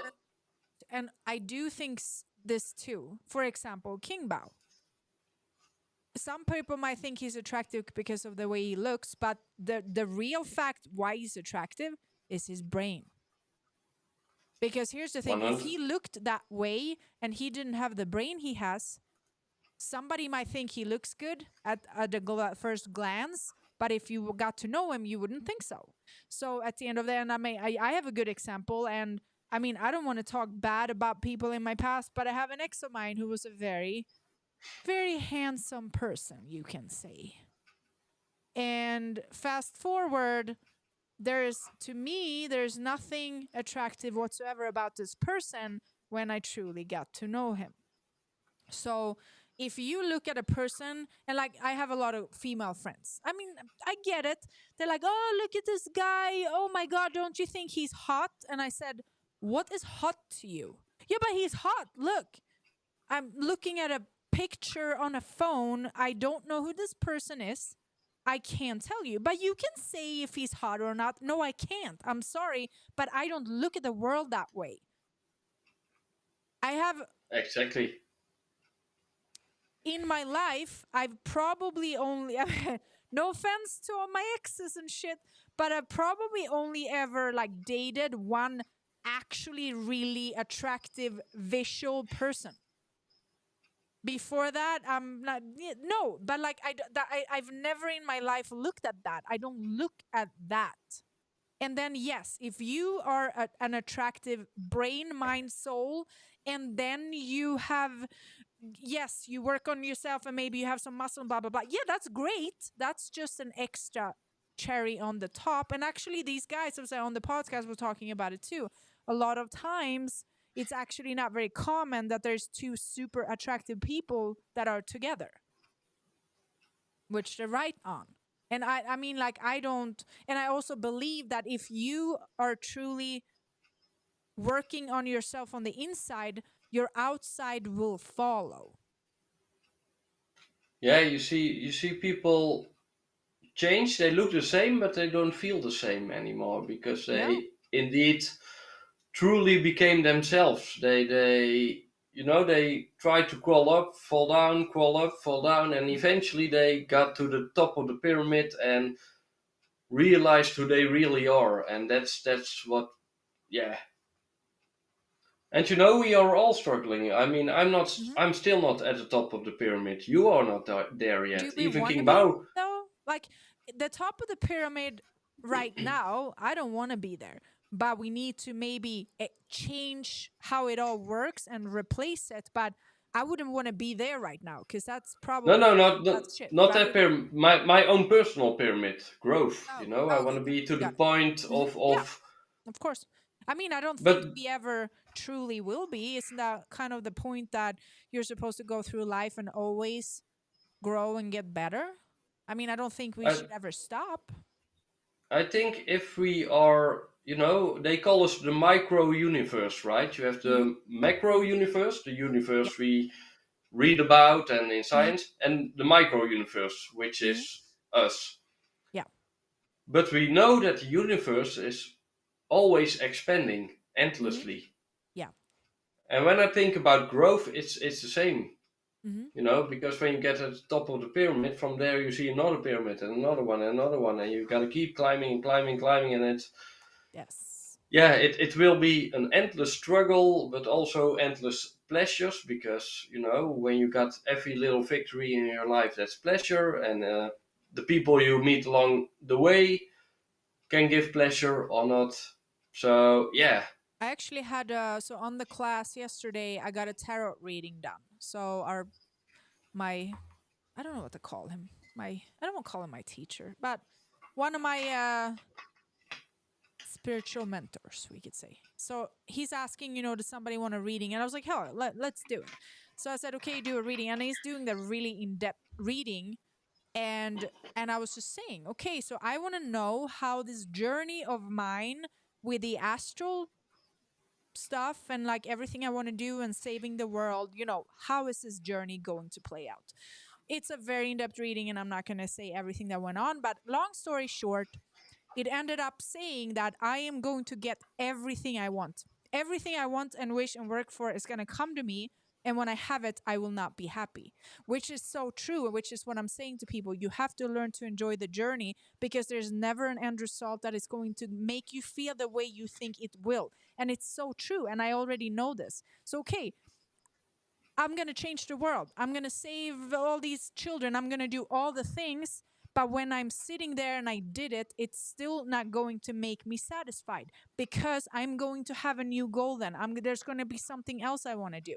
So like I thought it was a very good reading and it's just spot on. And there's never going to be an end goal for anything. I don't believe so. And if somebody believes different, that's totally cool. You can think so, but I don't believe I will ever be true. That's why I have worked really hard on I learned to love the journey. I love the journey. I love every day. I love the work I do every day. I love working towards things. And yes, I love checking them off like, chick, I did that. Cool. Okay, let's keep going. And what I find sad is that most people are deaf, dying after age 21 because they went to school, they got the job they want, and they get the family and the kids, and then they are slowly dying instead of keep growing. Yes. Because they some forget people are living, but that they're yeah. No, some people are alive, but they're not living. That's what I meant the opposite. Yeah, exactly. So yeah, let's read another verse of this book because I got a few verses. The fun thing about this book, wanting to buy the books here. You can just open this book at a random page because it's which this one is the first one, right? That one. That I sent a message to this person and asked if they can just send me a picture of the inside because I want to know that it's a good version. Before I read the verse, I gave a source for the Bhagavad-gita. It's called asitis.com. If you can show that. Because there people can read the entire Bhagavad-gita for free online. Oh, look at that. Okay. So you scroll down and then you got the index and all the chapters and verses. Oh, sweet. So for people who want to read it online, go to this website and Maaxx will put it in the description at the links. And oh, it's literally right there. Oh, that's cool. Okay, yeah. I'm saving this. So you got the text Then you got the word-by-word translation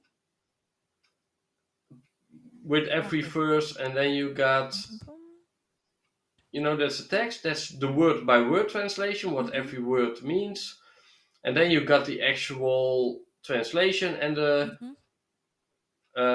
the rest of the text explaining what the verse actually means. So yeah, that's extremely valuable for people who wanna read into it. So now reading a verse. For one who is situated in the divine consciousness, the threefold mysteries of material existence exist no longer. In such happy state, one's intelligence soon becomes steady. And the threefold mysteries are, creation, sustaining, and destruction. So one who is in divine consciousness becomes steady because you don't live in the material world. Well, you live in the material world, but you don't. You aren't attached to it anymore. So, and a lot of verses after that is all about letting go. Letting go of Everything. Yeah, eventually everything. If you let go, for example, I think you talked about it as well. I think the only way to be able to fly is by not wanting to fly anymore, if you know what I mean, and by just fully letting go. Yes, I'm cutting that out to its own real. Yes, I love that. Yes, it's very true. So if you try to fly and force it, you will never get it. And if you give up on able to fly, then you will finally be able to do it. That's what I believe, because this book talks a lot of verses about letting go. Yeah. But there is one verse in this, like meditation and stuff, which I've had to work on, because in the beginning when I would do it, I would try so hard because I wanted to reach a result through my meditation. And you have to just let it go and just let it happen without expectations, and like anything in life, right? So I was talking to somebody, what was that, just the other day, and they said they were having such a shitty day, and I said, what would happen? Well, this person owes me money and didn't give me the money back. And I said, you know what, I'm gonna say something. I said, walk through life without any expectation. If you give somebody money, never expect to get it back. I'm not saying you should just fucking throw your money around and just like, yeah, whatever. No, that's not what I'm saying. But you have to stop having expectations. If you gave somebody money, you can't actually expect to get it back.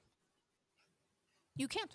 Don't give people money. Just don't, like, if give it to somebody because you want to and you can and whatever, but don't do it with the expectation that it will come back, because you might not.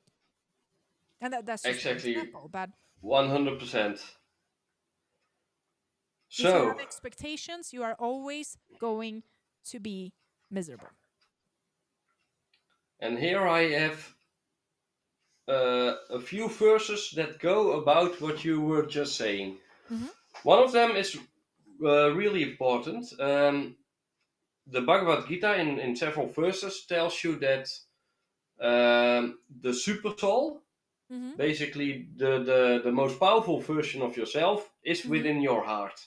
Move from your brain into your heart and you will find yourself. Listen to your heart and not to thoughts and other bullshit. Just listen to what feels good and not what to maybe that you think is good.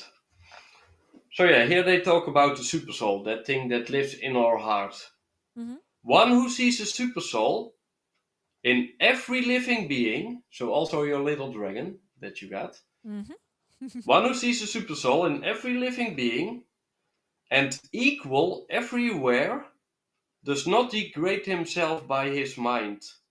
Thus he approaches the transcendental destination. So the person who sees a super soul in everything that is alive transcends into a higher destination. The one who doesn't remains, bound to materialistic bullshit.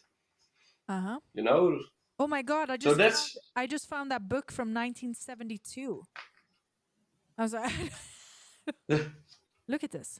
No, I just want to get the book. I found it's from book edition 1972, printed 1974. What do you think? That's pretty cool. Wow. Oh my God! I'm all about getting like, I want like as original as it can be. Obviously, that's not the original, but again. Yeah, I understand 100%. So yeah, seeing the super soul in everything, even in your little baby dragon. Mm-hmm. Here's another verse about material stuff and being attached to material stuff. Mm-hmm. One who is free from illusion, false prestige, and false association, who understands the eternal, who is done with material lust and is freed from the duality of happiness and distress, Mm-hmm.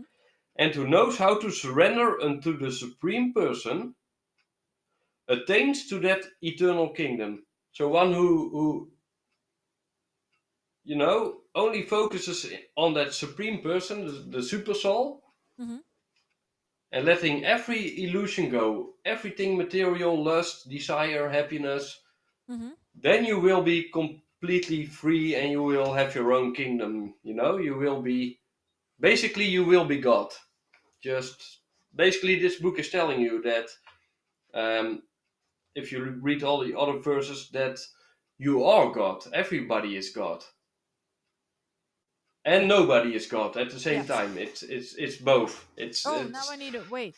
I forgot what button it is. I have a song on one of my buttons here. It's my favorite song that I started listening to in 2012. I think that's when my life truly changed. And they're singing "I Am God" in the song. And back then I didn't believe in God. It was nothing. But that song just called to me and have till this day been, and I still can. There's a lot of music from my childhood that I can't listen to anymore. I'm like, I get feelings around things and I feel like it's not good for you, but that it's just something calling to me in that damn song. So I put it on one of my buttons, but yeah, it's that one, but nope. Oh, it's this one. I'm gonna put the song in the caption. Oh, nope. I can't find it, but it's that one. Put it in the captions, the song. Yes. So yeah, I got 3 more verses for you. Yes, please. This is a verse about sacrifice. Mm-hmm. Sacrificing material stuff or emotional stuff or whatever. Mm-hmm.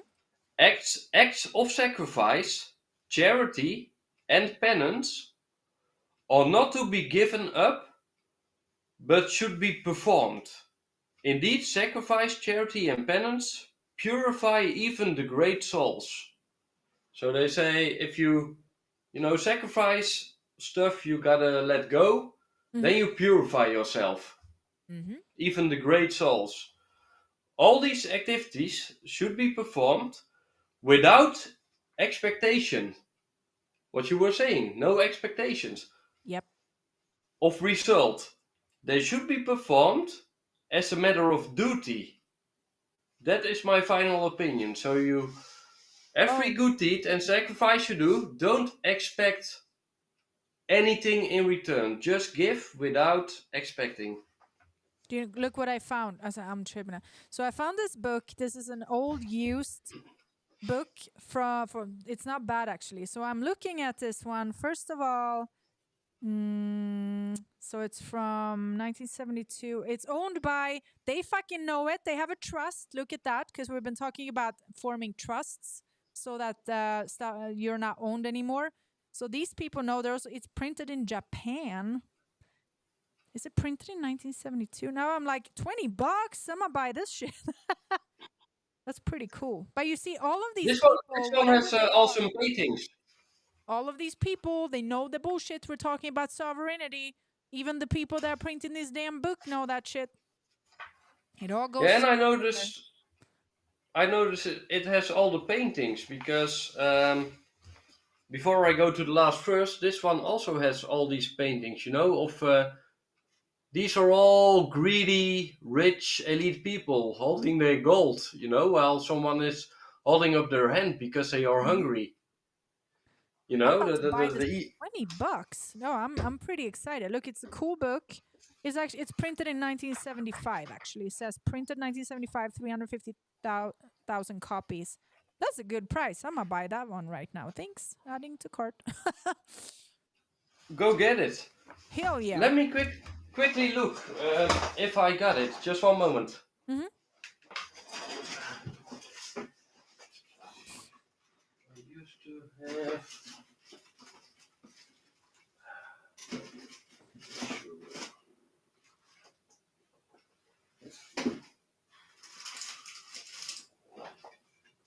I get real excited now.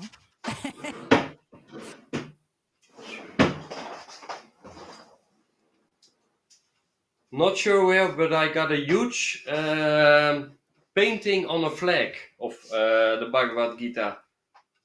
One of my favorite paintings. It's basically a painting of the face of God.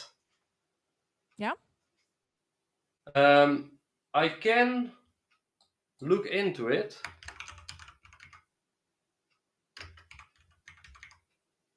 If I send you a link on WhatsApp, you can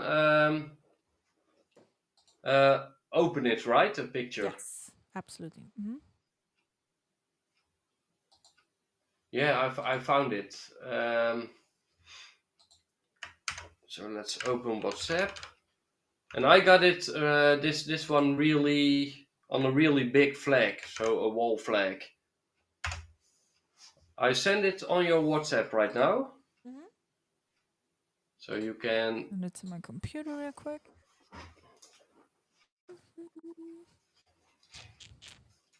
Because this picture shows that, you know, the true face of God is as well the divine as the demonic faces. As That's you a can see, beautiful photo or picture. I like it. This is because at the bottom right you see Krishna talking to that guy who didn't want to go to war. Here. And show him, this is my face.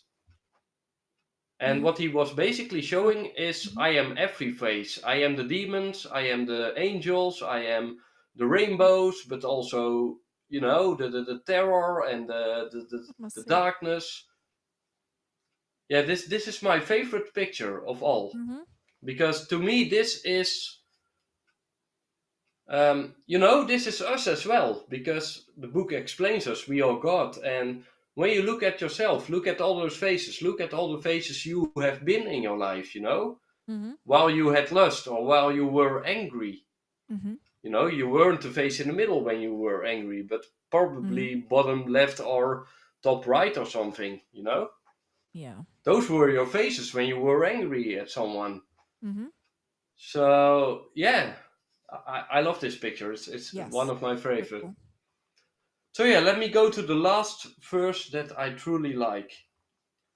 Because I told you, thanks to this book, not too long ago, Hinduism was created, right? A religion that was following these books and many other Vedic scriptures. So they created a religion that is still in India right now. So this verse says, abandon all varieties of religion and just surrender unto me. I shall deliver you from all sinful reaction. Do not fear. So what it's saying is, just go back to your heart and only live there and do what that says and abandon all varieties of religion. So it's basically saying, fuck all religion, the control, like I said, the difference between spirituality, which is freedom, and religion, which is, you know, control, power, stuff like that. And this book is basically saying, don't create a religion. And what did the people in India do? They created the religion. So, yeah, I gotta, let's see if I can get it on the camera. Abandon all varieties of religion and just surrender unto me. I shall deliver you from all sinful reaction. So it's basically saying that sinful reaction, with that they mean karma. You do something bad and you get it back, right? Yeah. Oh yeah. So if you fully surrender onto your higher self, you don't have to be afraid of karma anymore. Nope. How amazing is that? No more karma, no more hell or heaven. And in the Mahabharata, at the end, one of the main characters, he passed away. So he's meeting one of the most important people in his life, like a father figure. And he's ready to go to heaven. So he's climbing up the ladder, right? To go to heaven. And in heaven, he only sees the evil ones, all the demonic persons from the Mahabharata. And he's like, why are they here? They don't belong here. They are evil. Why are they not in hell? Where are my brothers and my sisters and my children? Where are the good ones, you know? And then the person that is guiding him through passing away and, you know, whatever, is bringing him to hell. And in hell he hears all the good people crying and screaming out. And he's getting angry. He's, why are all the good people in heaven or in hell and all the bad people in heaven? And then a person says, this is the last illusion that I had to show you. There is no heaven and hell. They don't exist. The fact that you think that one person goes there and the other person has to go there because of the things they did in life, that's the last illusion. We all go to a same place eventually. And that's the most. So where do we go? Do they say? Or what do they think? No, they don't say in this movie, but I truly love that moment that he was, you know, he was dead, but he was getting one last lesson. Don't take that bridge to heaven. Don't take the stairs to hell. We get some sort of lesson for sure. I believe that. So yeah, you are, because when we first met, you said I don't need a book anymore, but this one you can just open a random page, read a random verse. I ordered it already. I don't like to. I like to just do things right away when we're talking about it. You know, I just do it. I just opened a random page. A true yogi, so a true practitioner of yoga, observes me in all beings, and also sees every being in me. Indeed, the self-realized man sees me everywhere. So God is in everybody, but everybody is in God. So that's basically saying that, you know, the oneness, the unity we all have. And you know what I think? You know, these people that are truly just committed to their, religion, beliefs, whatever, and they truly believe that there's always something above them. I'm like, I am sad for you. Like, you have put this limitation on yourself and your life that there's always something that is above you. Like, you, and regardless of what you believe, because you should always aim as high as you possibly can, right? Why are you stopping here? If you want to reach here, aim for here. If you aim for here, you're gonna be here. You know, like they've already put this limitation on their life. It's kind of sad. Exactly. It's pretty sad.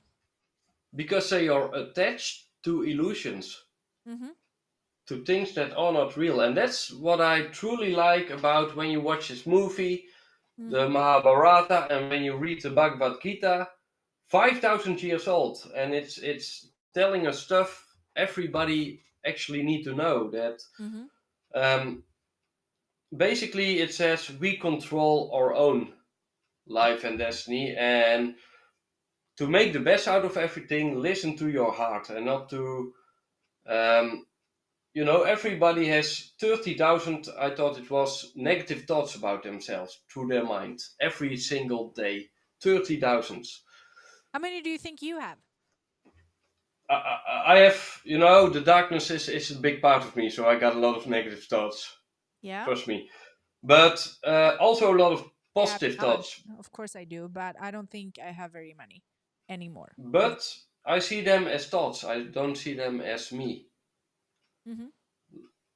Like this book is saying, listen to your heart, and your heart doesn't tell you the bullshit you get in your mind about yourself. Mm-hmm. You know, I'm too skinny, I'm too fat, I'm too big, I'm too small, I'm too whatever, you know. Mm-hmm. Nobody likes me, everybody likes me. It doesn't matter. Mm-mm. Nothing matters Nope. when it comes to those things. Mm-hmm. When you, like I said earlier, when you are your true self, women will come to you because they will see a person that dares to be himself. I see it like this. So I can do an example of something I'm thinking right now. So I'm just going to be straight honest with people. So, okay, so, with the Acemannan journey and everything, my hair grew out and it's freaking fantastic. I'm so happy. Something that hasn't really come back yet are my eyelashes. I would love some nice eyelashes. And for the longest time, I used to wear these extensions because I guess, back when I cared more about what I look like, I was ashamed there was no eyelashes. And now I just don't care. But what I do, so that's an example of me thinking, oh, I wish, my eyelashes aren't that pretty. But I don't say it like that. The way I do things, which again I'm turned 40 this year, it took me 40 years to get here, but instead of thinking, ooh, my eyelashes look shitty, I think my eyelashes grew out. Like, it's the manifestation thing in me, right? So I don't have a expectation of, I do, but I don't, right? I don't have an expectation. I just know it will be there.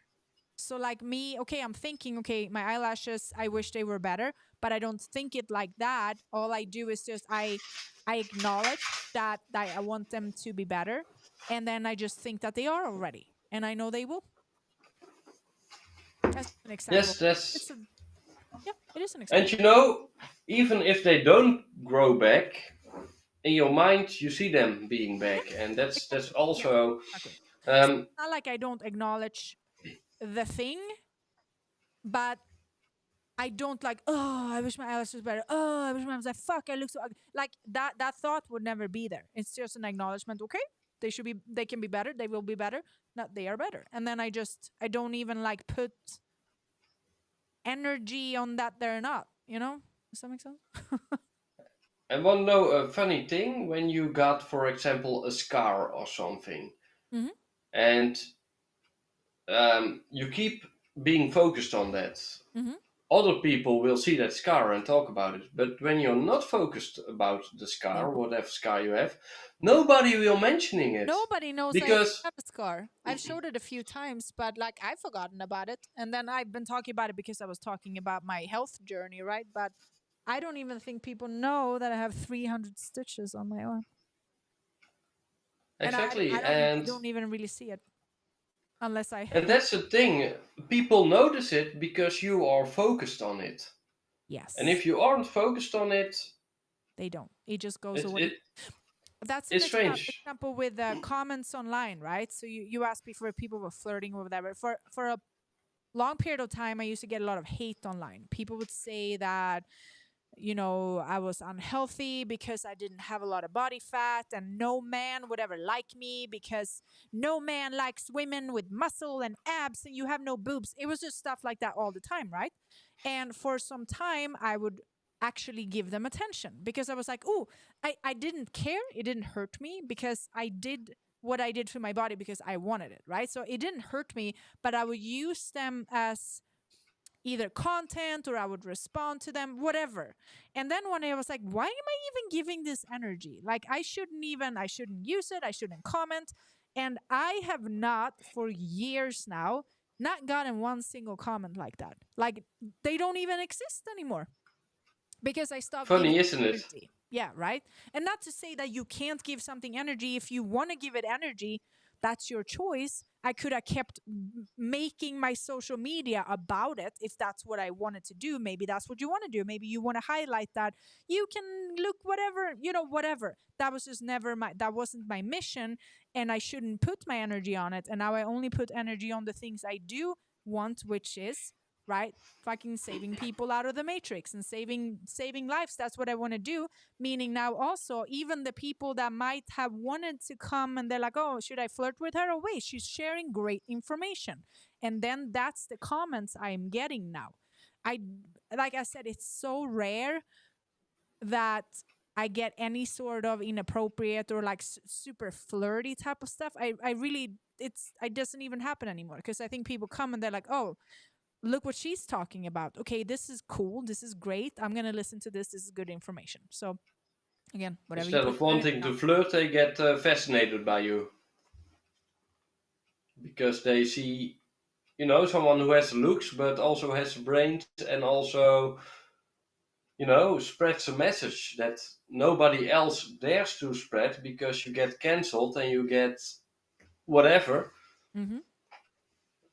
Me personally, I don't give a damn. Like, when I did the cult stuff, I expose everything.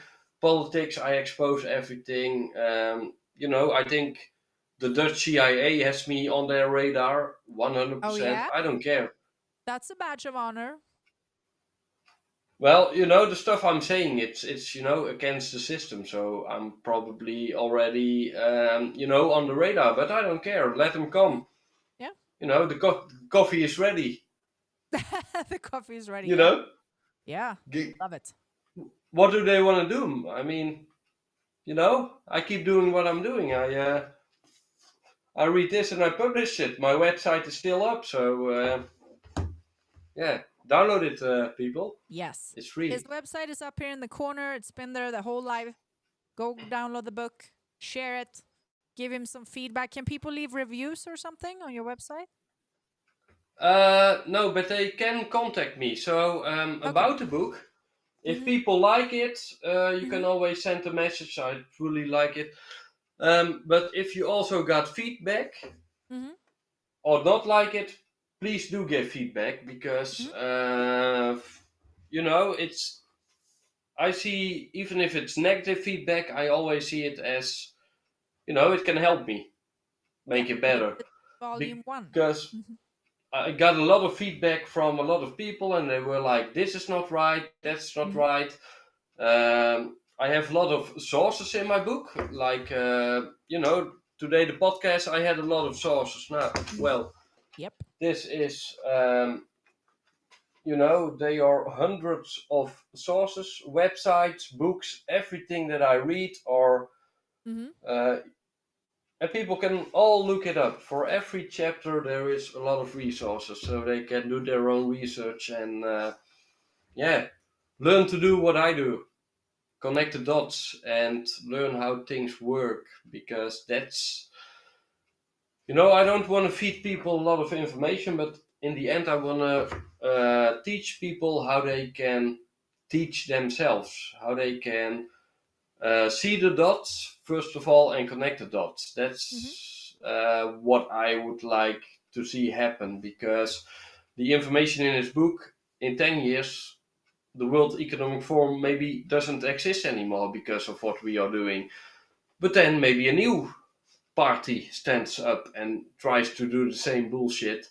And if people can see the bullshit and can see the dots and can see the transhumanist agendas and whatever, they can stop it, and they can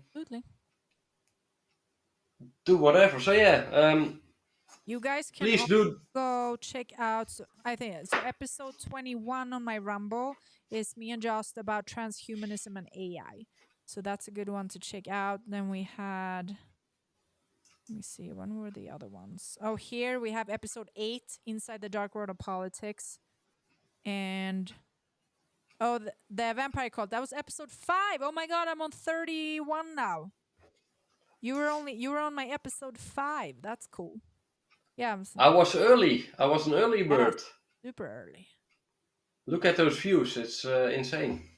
Oh yeah, especially Rumble, because not a lot of people know Rumble. Yeah, and the thing is, I only have 116 followers. Yes, I mean they've been going pretty good. Actually, they've been doing pretty good considering. And I mean, so I'm streaming 6 platforms. So Rumble is just one of them. So each platform shows it has its own views. Like in here in the live stream, it doesn't make any sense at all. I don't even know what it's showing. So Instagram is separate. Instagram doesn't save it, but Facebook saves the live stream. X saves it. Kick saves it. YouTube saves it. Rumble saves it. So all these 5 platforms, it's up and showing, and they keep growing. So that's just my Rumble is my smallest platform. So yes, it's very good actually. And that one already has like 800 views on some. Yeah, that's and I mean, crazy. like I am super shadow banned, and the thing is, as I grow, I feel like people are gonna go back and watch these, which is probably why it keeps still growing. Because when I started the Rumble, our first episode, I'd probably only had my Rumble for a couple of weeks. It was like a brand new page, you know. And I had just gotten my Instagram shut down, so I literally started from scratch because I had a big Instagram and they just snagged it, and then my TikTok too. So it was almost like I was like, I guess we're starting this one now because this is annoying, you know. But it's going well. You got many episodes out, many interesting guests, and yeah, I'm happy to be part of it, of course. Yes. But all the other people are happy. I'm 100% sure of that. Yes, absolutely. And Great. Keep doing the great work, basically. Yeah. Which we are all doing. Wait, so and after this, people. Oh, now I see it. Okay, on his website, if you like the book, you can donate. Go donate. Yeah, and the donate is also when you click on the books. Because I got a lot of ideas for books I'm gonna write, but if you scroll down, you also got the donation link. I'm all the way down here. As you can see, wait, the Ko-fi. Oh, there. Oh, got it. Yeah. There we go. And that's basically attached to my PayPal account because I first wanted to have a PayPal donation button, but for PayPal to create such a button, you need a business account. And like I explained, I first got to get my new job and then I can start a business because of laws in my country. It's nonsense. So I work around the laws, right? Yes, that's what we do. That's what we do. And I got this way. I got a donation button, and I'm, no matter what people donate, I'm always thankful because it keeps the website up, and I can. And like I said, depending on the books page has a counter for how many times it's downloaded. And depending on the amount of downloads, I will, yes. Depending on the amount of downloads, I will decide if I gonna write more books. So, which makes sense, of course, because if you only got 11 downloads, it doesn't make sense to publish the books on Amazon eventually if you can only sell 11 books. Well, here's the thing. First of all, I used to work with marketing for 24 years. I just don't believe, and the reason I don't do anything the way I know how to do it. I could be running ads and playing the game and all this shit. I just don't want to do it though. I don't want to play the game because I know what the game is. And I could just set up an AI to basically just run advertisement for me and do it all, and I would make tons and tons and tons of money. Like I know how it works. I know all of it. I've done it for 24 years. I just don't want to do that bullshit because I don't believe in it. Yeah, I'm anti-advertising, by the way. Sorry. When it comes to many advertising ways, I'm anti-advertising. When I look at Google, how they basically sell everything you do on your telephone to advertisers.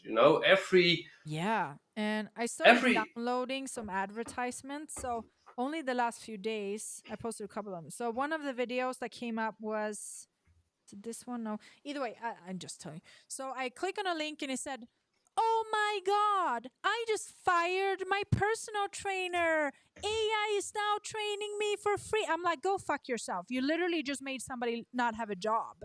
And then I was like, people do not understand what it is they're doing. So I've been starting to download advertisements, just different kinds of it. of just bullshit. Then another one that keeps coming up because I do the Acemannan, right? So my hair has grown out.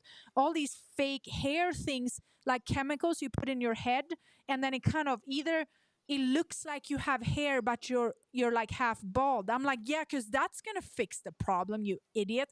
Or now the last one, I did a post yesterday. Oh my God, you have to buy the skincare product. Look, my skin is so perfect. You have 4 filters on your video, you idiot. Like, you can even see the freaking, or sometimes when they have the tracking filter that follows you when it glitches sometimes and you actually see the real skin. And I'm like, are people that stupid? Like, what is wrong with everybody? It just makes, you idiot, stop selling fucking, I'm not saying that your product doesn't work, because this a guy in question yesterday, he was selling beef tallow. I'm all about beef tallow, it's great for you, but what the fuck, take away the filter and actually show people what it is you do. I just don't understand. Like, I have one more amazing story that yes. actually truly happened. Mm-hmm. I think it was in China. China or Japan. There was this extremely attractive girl. Mm-hmm. Heavy filtered face and everything, but really attractive. Uh-huh. And the Japanese and the Chinese culture, they are kind of crazy. They like to see a girl do groceries, or see a girl do the dishes, or see a girl do, those fetish things. Yeah, eating things or stuff. Mm-hmm. So this girl was riding a bike in the middle of the city and filming it, or she was doing groceries or whatever. Eventually, the filter crashed, and everybody was simping over this girl. So all those men were sending her money, a lot of money, their life savings, and they wanted to marry her and stuff like that. The filter went away, and it was an 80-year-old guy. He had so many filters, AI filters, that he looked like a woman. Everybody was simping, maybe even jerking off over her. Probably. To find out it was an 80-year-old dude.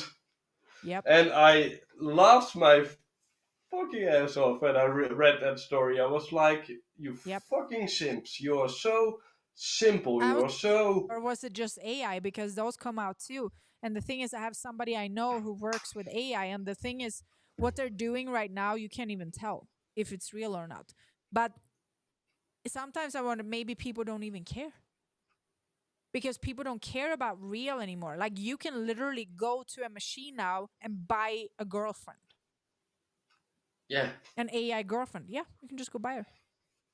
So it's like it's gotten to the point where that kind of person that is there, it doesn't even matter. You could tell them, hey, this is actually an 80-year-old man, and they probably wouldn't, some of them would probably not even care, because they don't really want the reality. They want the illusion, right? Exactly. And I don't like the face filters you got on Instagram and TikTok and all those things. Because, I like the freckles on a girl's... the entire person. And I'm a photographer. A lot of photographers just slap that shit on their pictures. You're not a fucking photographer, I'm sorry, but don't even call yourself that. It pisses me off. If somebody comes and hire me, you're gonna get the real fucking deal. Yes, I do work. I am a fucking genius when it comes to lighting and angles and all this stuff. I will make you look beautiful. Trust me. But you are not gonna get back an hourglass itty bitty waist with a face filter. Like, I don't do that shit. Exactly, because I believe imperfections are true beauty. Because all the imperfections someone has in their face or whatever is what makes them unique. Because then you can how do you recognize your girlfriend? The mole on her back, or a freckle, or makeup and shit. Yeah. Like, I did a video there. Obviously, I know lighting. I have a really good light here. But I did a video the other day, and it wasn't even meant to be. I'm sitting in the gym. I just trained. I'm like sweating and shit. And this dude ran by, and we started talking. And he was like, yeah, I'm just back to training. Like, I haven't trained in like a year. And I said, well, I haven't trained in 39, or I haven't been fighting for 39 years. which is true because I never did it, right? He looks at me, he's like, wait, what? How old are you? I was like, yeah, I turned 40. He's like, no way. There's no way. He's like, you must have a lot of Botox, right? So I went over and I showed him my face, which inspired the video I posted the other day. I was literally just sitting in the gym and I'm sweating. I could have, but I was like, I want people to see the real shit. So yeah, I just sweated. Obviously, I could look better if I had done it an hour later and not come straight out of the freaking training. But I'm like, this is how am I supposed to talk about anything if it's not real? And back in the days, I used to do Botox and filler, and I actually used to go live on my Instagram while I did it and told people I compete, and when we diet, we look like fucking old shit in the face because we have no fat. So yes, here I am getting my Botox and filler for the competition, but I'm not trying to hide it. And people are like, oh, you don't need to do that. Well, the thing is, I didn't used to do it a lot because my face would burn that shit off in like a couple of weeks anyway. But I've never been lying about anything. And now I'm like, yeah, I used to do a lot of that stuff. I really did. And now, like, my goal is that I hope will never want to need it. So now, yes, I think if you truly manifest something, I manifested my health and my youth and all the things. And then I found Acemannan and Alovea. And now I'm like, I can do these videos, which I said I used to do them in the past too. I would do them before, okay, look, this is what I look like. I'm kind of fucking wrinkly, and now I'm doing my post. Just be honest with people. Like, don't slap a weird filter on and try to sell your skin cream and tell people they're gonna look flawless when they use it. Like, maybe you're actually being genuine, but I don't know. It's a filter. How am I supposed to even freaking know? Exactly. And a lot of women think that men want, the perfect face with all the foundation and the makeup, but Some do, but a lot don't. most men, Real men, they hate makeup. yeah. I hate makeup. Oh God, do you know how many men I've talked to friends about, oh my God, I took my hair extension out and the eyelashes. Oh God, can you tell my girlfriend to take hers out too? Like, that's, oh God, no, I don't want her to wear that, Like, I understand it because I said I understand it because I did it but also the society is poisoning us. So obviously the first step to looking and feeling better is you have to start caring about how you live and what you put into your body. Because I don't even blame people for needing hair extensions because you poison yourself, you lost your hair. Okay, I understand. So, but we have to, and I'm not saying just take them out and just be fine with your half bald head. That's not what I'm saying. But like, start to actually question things and learn things and like make things better. Or Yeah, the worst thing, that the one I've said this so many times, the most fucking disturbing, fucked up thing I've ever heard of is all these sprays that you're supposed to put in your crotch. Like, do you know what they promote it all the time? Oh, this thing you're supposed to shove into your vagina so it doesn't smell bad. Well, it's not supposed to smell bad. Like, what the fuck's wrong with you? Like, why do you even know? Just don't eat shit, okay? Like, it's so, and then they get even diseases and shit because they shove the chemicals up there so they don't smell. But now you're causing even shit. Like, I don't even know what to do. So fuck. Yes. Fear is the biggest motivator. Afraid to smell, afraid to not look good, afraid to. But the most crazy thing is, women are putting up makeup to compete with other women. Yeah. Because most men don't even want to see those fake eyelashes and the makeup. So they aren't even doing it to get men. They are just doing it because they bitch fight with other women. Like, what the... Do you know that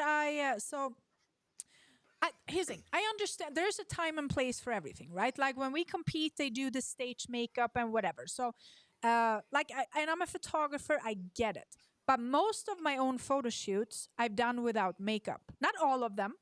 Absolutely not all of them. But most of them I did. And actually, so I used to walk Miami Swim Week runway show, right? And obviously you get there, you sit in the makeup chair, they do your thing and they do this cool hair. Like, I get it. The designer obviously wants a certain style. But there was one show I did. I wonder if I can find the picture somewhere. There was one show I did, and they actually didn't have time to do everybody's makeup. So they asked, who is okay with doing the runway without makeup? I'm like, me. That's like freaking yes. I just said, that's beautiful. I don't want to have that shit on me anyway. I'm going to get home and be itchy and like, yeah, please do it. So I walked the runway show completely without makeup. And I swear you can't even tell. Yeah. I think I had my eyelash extension, but that was it. Nothing in the face, nothing in my face whatsoever. And you totally can absolutely not tell. Even though I have no clue where to find these pictures, actually. Yeah, the only thing my girlfriend does is, a black line underneath the eyes or something like that, with a... But that's the only makeup she does. Luckily. I think people can do whatever they want, but also people need to like understand that is not you. You can be yourself, and also consider the chemicals and the poison, because makeup is typically full of poison. And you put makeup up because you're ashamed of what you look like, but as a matter of fact, you're going to look even worse when you put that on, because it's only going to make you worse.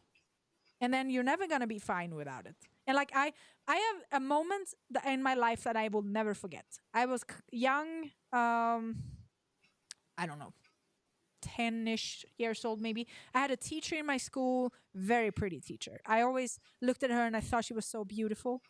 And I know she was wearing makeup, but she was very beautiful. So she came to school one time without makeup. I guess she overslept or something, comes running into the class. And I just like, who is that? Like, we did not even recognize her. She looked like a fucking monster. And that was like I think probably that day was the scare I needed to never want I've never really worn makeup in my life, like on occasions, but I've never been about makeup ever in my entire life. I was never about makeup. And I feel like that was like my scare moment that just like told me to don't do that next. What want to know funny thing what we say in the Netherlands about when you date a woman for the first time, take her out swimming so you can see her real face. Yeah. Then you can tell during the swimming and you see the real the real face. Then you can tell. Well, the date was fun, but no, not for me. Because you saw the real face. So that's a trick we Dutch men do. Take her out swimming and you see the real face, and you can then tell like, sorry, babe, but doesn't work out for me. Yep. It is mean, but yeah, that's what we Dutch. No, I'm all for it. But here's the thing: if you are that woman that is scared of that, you should probably consider anything. I'm not trying to clank down on people. I don't want to make a fool out of you. But if you listen to this right now and that's you, and you want to change it, maybe hit me up and ask some questions. I'm here to help you. I'm not here to make you look bad. But like, start thinking about this, and wouldn't you want to go about your life and just be... And as like, when I came to this gym area, I took my eyelash extensions off because I had those, because I was like, I just wanted better eyelashes. And I'm like, if I have those, at least I don't care about anything else, and then I'm fine. And when I first came here and took them off, it was kind of weird. I'm not gonna lie. Like, it felt really weird, and I felt like I almost right in the beginning, I thought I looked like a boy because it was just like this feminine thing that was suddenly gone. And then I just needed a little bit of adjustment. And now I'm like, oh my God, do you know how good it feels to not have those? It's incredible. Like, it's amazing to not have them on. I'm trying to find that freaking video, but I can't remember when that was. Oh, no, that's not it. Well, but yeah, 100%. If you can help women, they really need to talk to you. Yeah, I'm here to help. Get back to natural. And I found the video. Hold on, let me see. How do I copy link? Now I'm gonna. This is what's it called? A flirt teaser, maybe. But here's the thing: I didn't pick this outfit. I was the designer for the runway show. I'm wearing no makeup there. I have my eyelashes, that's it. And I got to walk the runway. It almost feels like you're naked. You're not actually naked, but there's no makeup. And I think, like, I would want for every woman in the world to walk around comfortably without makeup. Yeah, that would be amazing if you can get that done. That's my goal. I mean, with the Acemannan and like with clean food and also with spirituality and mental growth and all these things, like you can get there. I posted old photos of myself. Like before I really started the health journey, like I was not like a pretty girl in school. Regardless of what people think, I was not a popular or a pretty girl.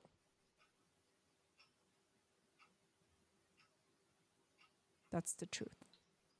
I was like the one in the middle. I was best friends with the bullied girls, but the popular girls, we knew each other from when I was a kid because we lived in the same street, so they were like okay with me, but I wasn't cool. If that makes sense. And I remember all these pretty girls, they would be dating the pretty boys, right? But they didn't want me. And then at one point, there was like a popular pretty boy that wanted to date me, and we did, and it was a shit show. Oh God, yeah, whatever. Yeah, but no, I was never like when I was never popular or pretty or cute or whatever. Like that. I mean, in the way society teaches things. Yeah, the whole system is crazy. Yeah. Let's just keep it as that. Yes. For sure. Okay, should we wrap up? It's like 3:55 now. 55 minutes. We still have people. I love it. It's 4 a.m. here. I was. Oh, shit, you should go to bed. Yeah. Yeah. Got another day tomorrow. I hope people are gonna read all the stuff and. Yes. Well, learn from. We do it now. These are staying. They're here. It's history now, so people can go back and watch this. Exactly. We just created history. Another moment for time. So. Yeah. Amazing. I'm gonna go check on my little baby now. See if he's okay. The dragon. The little baby dragon. Yes. He does have your eyes, so that's good. Yes. It's my child. I'm telling you. You're a lizard. Yep. For sure. We all are, by the way. We all have the lizard brain. Yes. We all are a little bit, yes. Yeah. So yeah, it was really great being here again, and yeah, let's hope people read the book and people read the Bhagavad-gita as well. We'll make a little reel about the book too. I can put it because I do the.